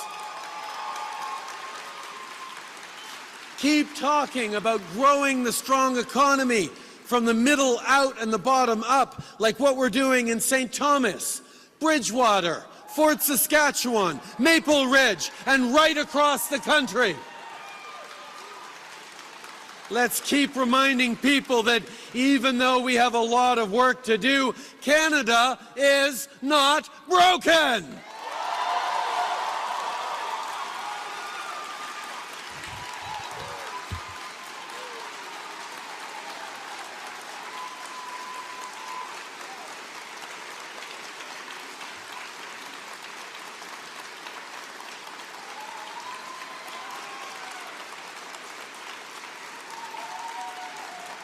When times got tough throughout our history, when we've faced storms, we've never given up.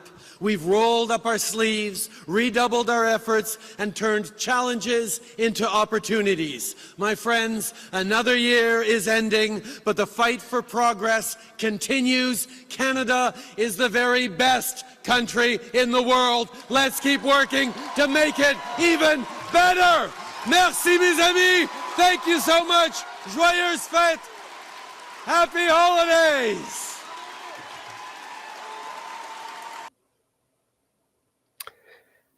Again, kids, if I'm listening to a political campaign and I'm looking what PP's been putting out and I'm listening to this, I know who I want to listen to. Yeah. I want to listen to someone who inspires me. I want to listen to someone who gives me hope. I want to listen to somebody who doesn't tell me that everything's gone to shit. I see my kit, my dog, Sargoth. Well, it's a little broken. Well, of course, nothing's perfect. But when somebody says Canada is broken, that means something. We're not. For the most part, things are working well. But we are going through some big challenges. The world is shifting. Oh, yes. And there are some global forces that make things tougher. But we emerged from COVID, yes, with some challenges due to supply chains, due to global inflation, due to rising interest rates that have had to compensate for a lot of that. So not everybody is feeling it, but on a macroeconomic level, we have not had the recession everybody said was going to come. Yeah. We have not even had 1 quarter of economic growth that's negative. Q2 this year came in at a decline of 0.2, and everybody said, okay, here we go. That's the first one, because the classic definition of a recession is 2 consecutive quarters of negative economic growth. Those were the initial numbers. The revised numbers show that we actually grew by 1.4 or 1.2% or something. We haven't even registered one single quarter of negative economic growth as we emerged from COVID with really tough conditions, including the war in Ukraine.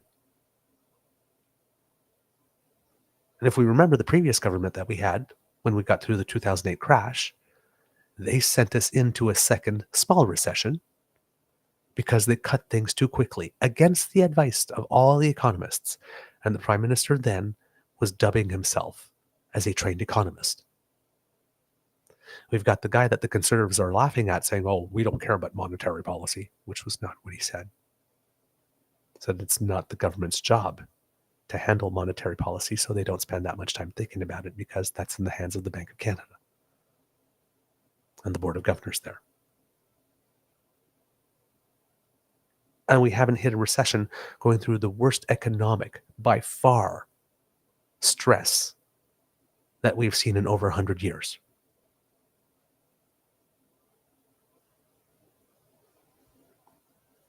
That should tell you something. You think?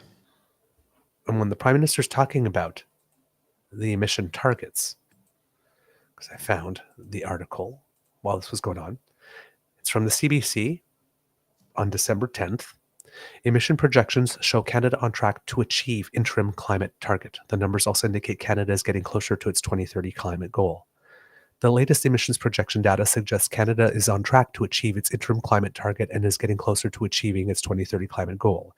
Environment and Climate Change Canada released new modeling on Thursday showing the country's latest emissions pathway. The projections are contingent on Canada following through with the full suite of policies announced in its 2030 emissions reduction plan and the policies the federal government has announced since. It also includes measures that provincial and territorial governments are undertaking. Now, I like that sentence because remember when everybody was saying that we weren't on track to meet the goals? And they were saying it like we were doomed to fail? Because for some reason they were talking about it as if we had absolutely no free will at all to make any adjustments anywhere along the way. We made adjustments along the way. Surprise! The modeling shows that Canada's climate-altering emissions should decrease by mid-decade, bending the curve towards the interim 2026 climate target. Now, if the term bending the curve means anything to you, remember we had that during the COVID crisis when we were talking about bending the curve on infections? It was the same thing. Prior to this government, we had a government for 10 years that did absolutely nothing. And the government before, Chrétien Martin, even though they talked a good game on the real goals and whatnot, didn't really do all that much, if we're being honest. So the curb... And we want to be honest. Yeah. If we're being honest, so the curb of the 23 previous years of government, 13 years of Chrétien Martin, and about 10 years of Harper, where everybody talked a good game, but nothing was done. All of that had to be bent first. All of that had to be bent first. And this prime minister, and under this government, has done that. And Mr. Grizzly, I will show a window here. Mm-hmm. You're going to need to blow that up a bit too. Yep. If we see the graph here, the black line was our projections in 2015. Yes, they would keep going up. And that's when they were saying we were doomed. And then we started making changes. The red line is our 2023 projections. By 2026, we will meet that interim objective. Yes, that's where we will cross the line. And from that point on, we will be decreasing if we keep on the path that we are on now and the measures that we're talking about get fully implemented. This is positive. And he did this while dealing with Trump, trying to kneecap our economy for 4 years, dealing with a 100-year pandemic, dealing with the worst wildfire season we've ever had, being the elder statesman on the global scene during war with Ukraine, the elder progressive statesman on the scene dealing with the war in Israel. We can walk and chew gum at the same time. Yes. without sending us into recession.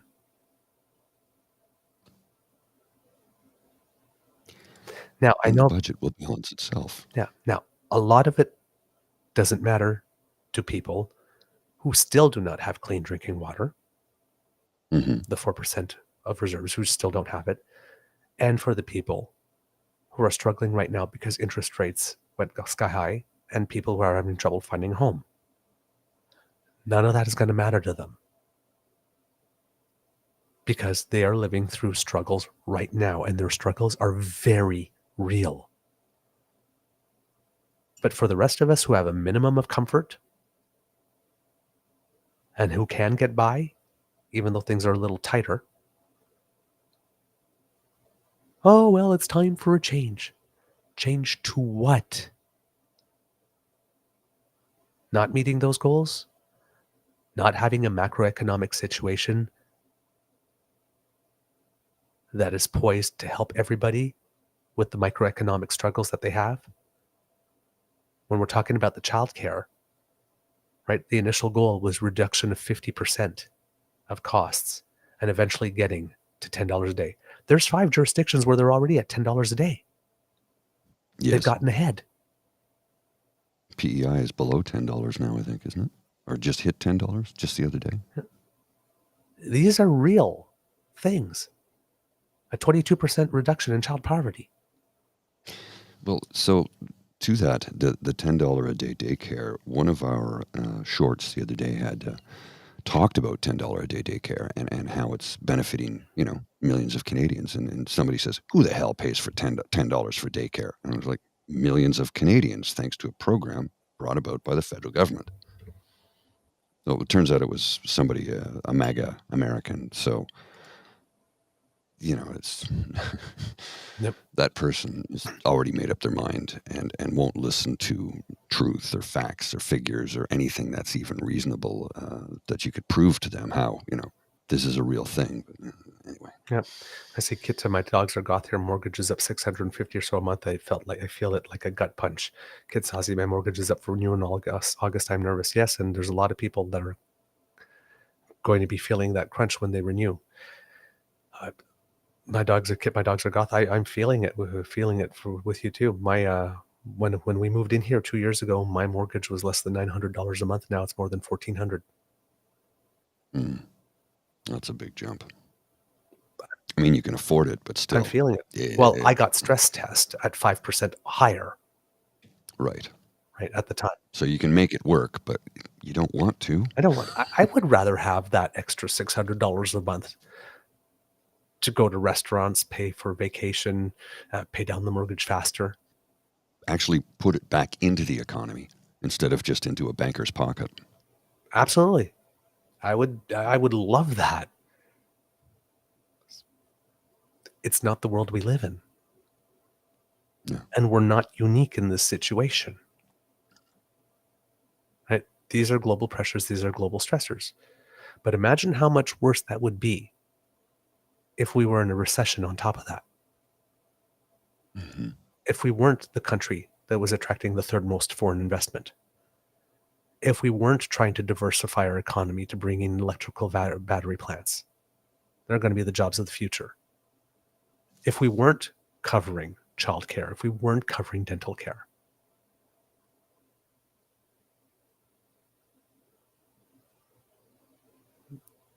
These things matter. Mm-hmm. These things matter. Well, and here's the kicker. Here's the kicker. I have no kids, so I don't benefit from the childcare personally. I do. No, but I'm all for it, and I'm never having children. Yes, I do have dental coverage from my employer. I get no personal benefit from that. Mm-hmm. Because my mortgage has gone up. As I asked last week, I wonder if somebody like me who does have coverage, but mm-hmm. I'm wondering if because my household is well under 90,000, so can those gaps be filled in with the new program for somebody like me? I don't know. My guess is that, and I'm curious. My guess is no, but my guess is now that program exists, whoever's negotiating your dental benefits now has a case to go to an employer and say, Let's jack You that gotta up. pick it up. Yeah. Pick it up, or I'm quitting. I'm quitting that And I'm program. going- I will eliminate the program, and I will go to the federal program because it will give me better coverage. Yeah. So these are more difficult times. There's no doubt about it. Mm-hmm. But imagine how much harder they would be if we had made tons of incorrect decisions or unwise decisions or decisions just to get us through the nanosecond rather than for the long term. It's very, very important.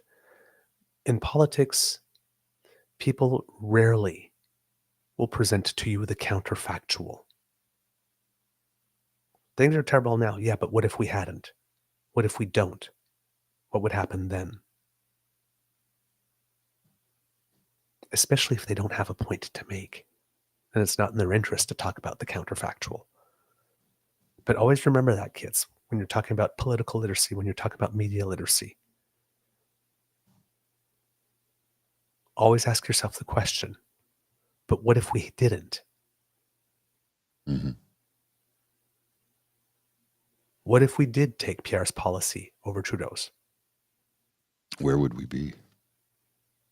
What if we had shudder cut to the think. COVID supports 2 or 3 months after we got the vaccine? Well, and he wanted to, what was Pierre Poilievre's program? We're gonna cut taxes. How does that? How is cutting taxes going to benefit somebody who no longer has an income? I don't have money coming in. How am I going to pay for my rent and put food on my table if you cut my taxes? This has got to be the dumbest economic policy I've ever heard of. And I'm not an economist, but I do understand how business works, and I do understand that if you don't have money, you can't pay for things. Cutting my taxes, reducing my taxes, hey, how is that helping the vast majority of Canadians? Oh, that's right, it's not. Mm-hmm. It will help a few wealthy people, though. Yep. You've got lots of memes going And on that's right all. now talking about, oh, remember this guy when Harper cut 2% off the GST? And then like, now look what Carmen, Trudeau's imposing a new tax every day. He's not imposing a new tax every day. But No, really, he's not. it's like, Prime Minister Harper had a $13 billion a year surplus, which ended up Pissed it away. valued at $17 billion a year a few years later, had he maintained it. Yes. And he pissed it all away on a 2 cents on the dollar. Mm-hmm. Did any of you feel that?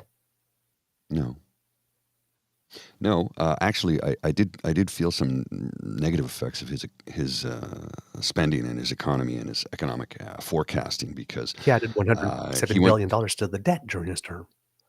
And he went to CRA and said, go after the low-hanging fruit. Yes.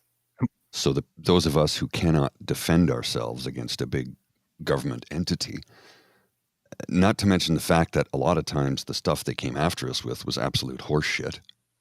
But you know how many people had their wages garnished during the Harper years who did not actually deserve it? They could have worked something out, but instead Harper said, no, get the money from them, but let the wealthy people continue to hide it in Panama. Did not go after those who are hiding billions, but went after those of us who might have owed a couple of $100. Yeah. These decisions matter. See, PNC Bio, I got audited while I was on ODSP. Like, come on. Punching down. Who's got time for that? They punch down. What was it, David? Our friend David Moskop said, always punch up, never punch down. Yep. Ah, man, I tell you, some people. I got a couple of things for you here, a couple of cartoons that I saw, one from Theo, one from Michael DeHatter. I'll show you the Theo one. I think you'll like this. This is quite good, and I'll read it for the kids who are listening to the audio version only. Vladimir Putin sitting at his desk on the phone. You, sir, are a stand-up guy. In the first column. The second panel, a real prince. The third panel, this could be the beginning of a beautiful friendship. And in the fourth panel, it's Pierre Poilievre on his phone with a newspaper in his hand that says Cons oppose Ukraine trade deal. And the thought bubble is, he likes me. Here's the thing. Putin did comment about the cons voting against that deal. Yes, he did. Do you think Poliver's a puppet of Putin? Do you think he's an asset? Because I'm beginning to think, look, you get the paint by numbers, and that image is really starting to form. He only wants to investigate Beijing, not China, Beijing. He's against any influence investigations for Russia and India. Absolutely dead set against that. And he still doesn't have his clearance, his NISI-COP clearance. And here's the thing about clearance. It has to be renewed every 5 years. And depending upon the level, it might be every 2 years. But when you have a radical change in your life, like getting married, you need to go through that clearance again. And he refuses to get it. And his excuse is because Justin Trudeau can put something in front of me and say it's top secret, and then I can't talk about it. He wants to rage farm about stuff he knows nothing about. And here's the last cartoon. The two wise men and one blithering idiot on camels approaching the manger for the birth of Christ, if you celebrate or believe in that. Frankincense, myrrh, and Doug Ford on a camel with beer. Michael D'Adder, brilliant cartoonist. And of course, if you know it, it's gold, frankincense, and myrrh. So I guess Doug Ford was in charge of bringing the gold and brought beer instead. I had not seen that one. Oh my God. Yeah, that just popped up about 15 minutes ago on Michael D'Adder's timeline. Oh my word. Mr. Grizzly, I have one more before we start signing off. And it's the Andrew Scheer one from back in the days when he was speaker. Now, remember, they were upset because Greg Fergus thanked interim Ontario Liberal leader John Fraser from his office while wearing the robes. Hold my beer, keg. Let's see what Yankee Doodle Andy did. Do you have a clip or a link for it? It's in the private chat. I sent you the link. Oh, yeah. Sorry, I didn't see it. It didn't pop up for some reason. We got it now. Yes, Mr. 2% Milk, Blandy, minivan, who clearly is still washing dishes at restaurant Chez Pierre to cover his debt, allegedly. Allegedly. If the House will indulge me, I too just want to, without repeating all the very kind words that have been said, pay my greatest respects to the outgoing Minister of Foreign Affairs. I remember in 1995 when he was first elected at a very young age of 25. I remember riding the bus to school, reading the article about this new member of Parliament, member of the Provincial Parliament from Ottawa, West Nepean, and followed his career with great admiration, and can say that I very much enjoyed working with him in the House. He didn't always make my job in the chair easy, and I think members will miss his perambulations around the chamber during question period and other debates, and miss him for many other reasons as well. And so I just want to pass on my best wishes for the future to the outgoing Minister of Foreign Affairs. He did it in robes from the Speaker's chair. In the House of Commons. But he wanted the black man to be fired. And he did it for a federal cabinet minister, but he wanted the black man to be fired for having done it from his chambers to someone in a whole other level of government. These are and didn't he just... He did a campaign promotional video from his office the other day, too. Scheer did. Yep. For a provincial member of provincial parliament for the Conservative Party. Not even the same party. Yep. So seen bio. So worse than every conceivable way. Yes, indeed. No, not he is speaker. He was speaker, Dan. He was speaker. He was speaker when during the Harper government. Yes. He got to live in that beautiful free housing and whatnot while he was a dual citizen, while he was complaining that the Governor General was as well. And that Stéphane Dion was. And that they shouldn't have their positions because they were. But he was too. But nobody asked him. So it was okay. No. He didn't volunteer it. Because he going out on that limb. We're talking about inherently duplicitous and dishonest people here. Eyes wide open.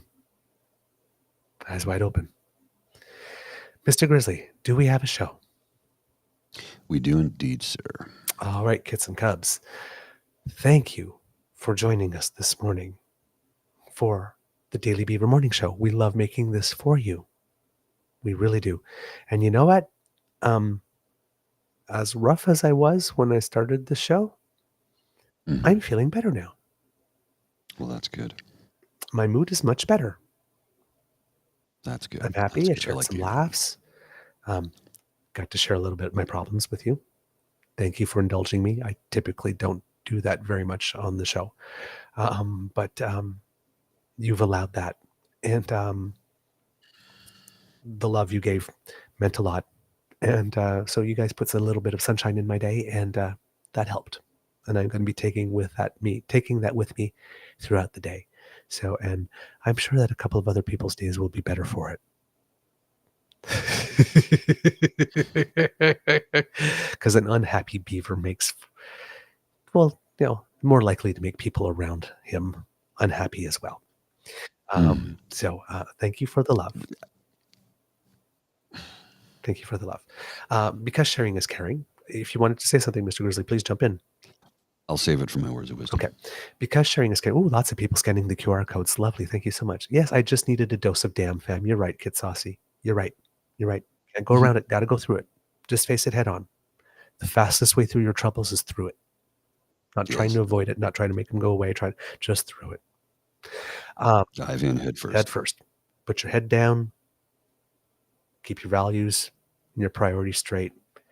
And this too shall pass. This too shall pass. Yeah. That's the part about being an optimist that works for me. Even when I'm going through tough times, I know it will get better. There you go. Let your peeps and poops know all about us. Please, sharing is caring. Word of mouth is priceless. You have the mouths we want the word coming out of. So please let people know. Really, really appreciate all the work you do to help us do our work. If you want to make sure that you do not miss an episode, thanks to the Ray Girl, you don't have to. Because this fabulous, wonderful person sponsored our pod page for the year. So that little squiggly that's right under me right now, if you scan that with your QR code, that brings us to our pod page site, where if you register there, once we have something fresh off the bandwidth, it comes directly to you, and that way you'll know about it. That's for our ears only versions of our podcasts, which we're a little behind on. This one's my fault. Because I've had a little bit of a bottleneck, so I've not been able to write the descriptions as quickly as I needed to for Mr. Grizzly to be able to put them up. But I will get that done today for you, kits. So thank you for your patience in waiting for that. We really appreciate it. Also, if you want to make like Kit Elaine, because imitation is the most sincerest form of flattery, well, then you will go to our True North Eager Beaver YouTube page and click like, share, and subscribe over there, kits. And that way, you will help us get to 1,000, because we've already passed 500. Whoop, whoop. And with 1,000, then they actually start to give us money to be able to do what we do. So it's not bad. It's not bad. But every drop in tittle adds to the pot, as we say. And if you would like to support us directly, well, then that squiggly by Mr. Grizzly's head brings you to the Emergency Hydration Fund here at the Beaver Lodge, where our friends Coffee and Hot Chocolate and Caesar and Fruit Smoothie and Guinness and all the good stuff help keep our vocal cords, see, I need it, vocal cords nice and moist.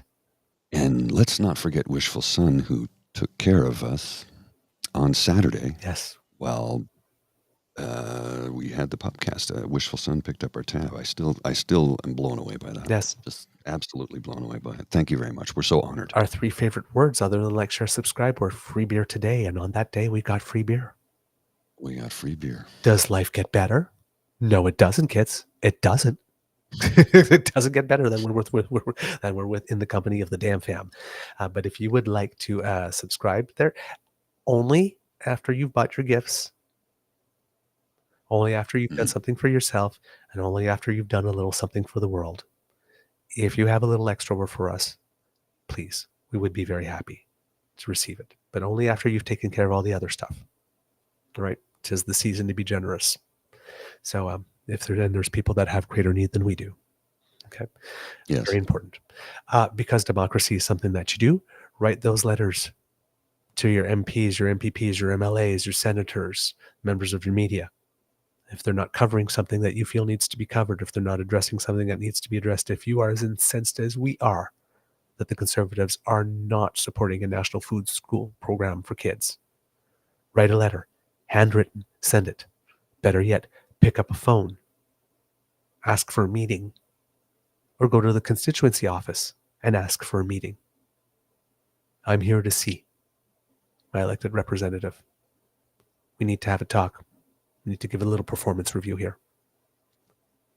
That's what matters. And if you have some time, run for something. School boards, municipal politics, particularly, because there's a campaign from the other side to overtake those and overwhelm us. So if you want to get your body into the game, all right,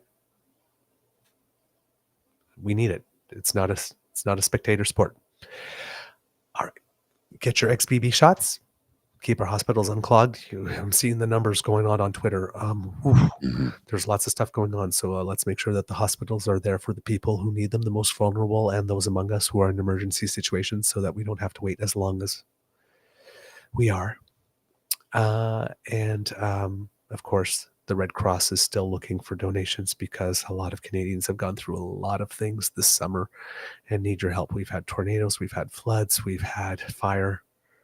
A lot of people are rebuilding. So anything that we can do, the right neighborly thing, if you're Canadian, make sure that you're doing it. Okay. From the Eager Beaver Lodge, this is your Eager Beaver saying, it could be a tough world out there. I can attest. So please be kind to and gentle with yourself. Mr. Grizzly, some words of wisdom, please. Some days I wake up and I feel horrible and have that self-loathing that the depression screams in your own ear about how you're not worthwhile, you're not worth anything, you're worthless, you're useless, blah, blah, blah, blah, blah. And that makes it difficult to get through the day. I'll admit it. It makes it difficult. But what I've found, a way to help yourself is show extra kindness to everyone around you on those days, and it will help lift your soul up a little bit. Remember to take deep breaths, which will help calm you when you're feeling anxious, and when you're feeling depressed, smile and laugh, even when it's fake. Your brain knows it, but your brain chemicals don't. Laughter helps make you feel better. So even when you fake laugh, and even when you fake smile, the brain chemicals respond accordingly because they don't have the ability to think, this isn't real. They just respond. So on a day where you're having a tough time, if you're feeling rough, smile at everyone you see. Be kind to everyone you see. Have a nice chat with everyone you see. Because guess what? You don't know what they're going through. And your tough day, if you try and turn it around by being extra kind to somebody else, could help lift them up and pick them up. On that note, I will have a show tonight at 9:30 on my ASMR channel. All right. Mr. Grizzly, I think that we have an interesting Easter egg coming up. But before we do that, roll the credits, please. I will do that, sir. Where are they? There they are. Good morning, this is the Eager Beaver Show. You are listening to a True North Eager Beaver Media Podcast. The True North Eager Beaver podcasts are proudly brought to you by our founding sponsors, the Miss V Mysteries from Corvid Moon Publishing, your source for science fiction, fantasy, and cozy mysteries featuring a broad diversity of characters. CanadianTarot.com, your uniquely Canadian online eclectic tarot community and forum, and the Peppermaster, hot pepper sauces made from fresh farm ingredients to thrill your taste buds and expand your mind.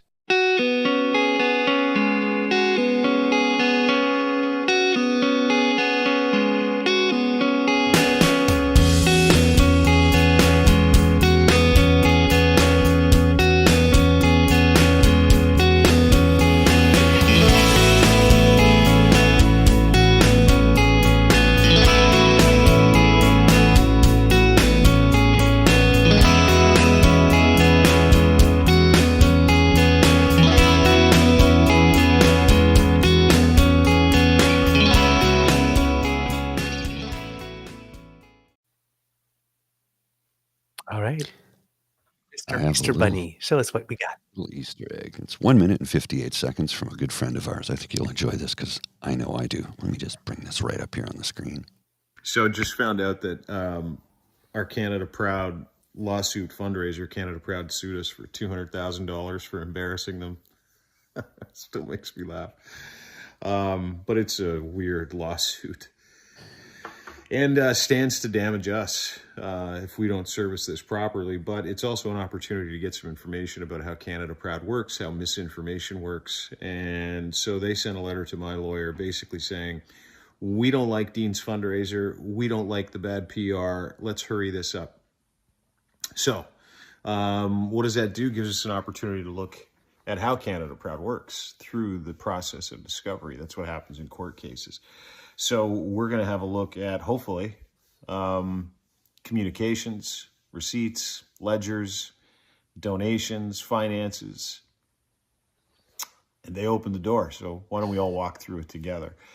Knowing misinformation and disinformation and rage farming has divided so many Canadians is very important to us and very important to me that we help get to the bottom of it. So, you know, when opportunity knocks, I think some people look at lawsuits like they're the end of the world. We don't. We look at this like it's an opportunity to get Canadians together, to have a stake in trying to figure out legally how all of these different networks work. And you know that they do work, and you know that certain networks enlist the help of bots and trolls to be able to further their messaging and organize, in some cases, real hate speech and stochastic terror amongst Canadians. So we're going to go through the process because of you. This GoFundMe link, if you could share it, we'd really appreciate it. I know it's Sunday. I know you guys have done incredible work, but we're super close to our goal. And if you could figure out a way to help, we'd appreciate it. Have a great Sunday. Thank you. Whoops, my window, I got stuff popping up on my screen there. So kids, just so you know, the goal was $25,000 and I went to check it. We're at 21,996 from 528 we're almost there. donations. That is We're almost there. I've donated. 88% of the goal. 88% of the way there.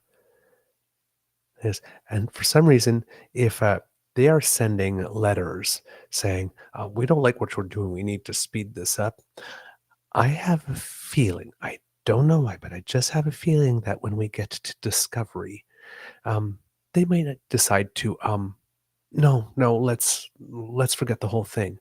But let's also remember that we here at the Crier Media Network are not only defending, we are countersuing. Mm-hmm. So that might be a little difficult for them to say, no, let's forget the whole thing. Because we're not just, no, we want this to go away. You guys don't want to do this? Okay, fine, we're good with that too. No, we want to know. So usually when people want to go faster, scream if you want to go faster. I think we found the part on the body where it hurts. So let's squeeze. Certainly looks like it. Have a wonderful day, kids. Oh, and by the way, just so you know, there is a part 2 being planned. Your Queen Beaver might or might not have something to be doing with that. Okay. So you know. Good to know. Good to know. All right. I'll see you.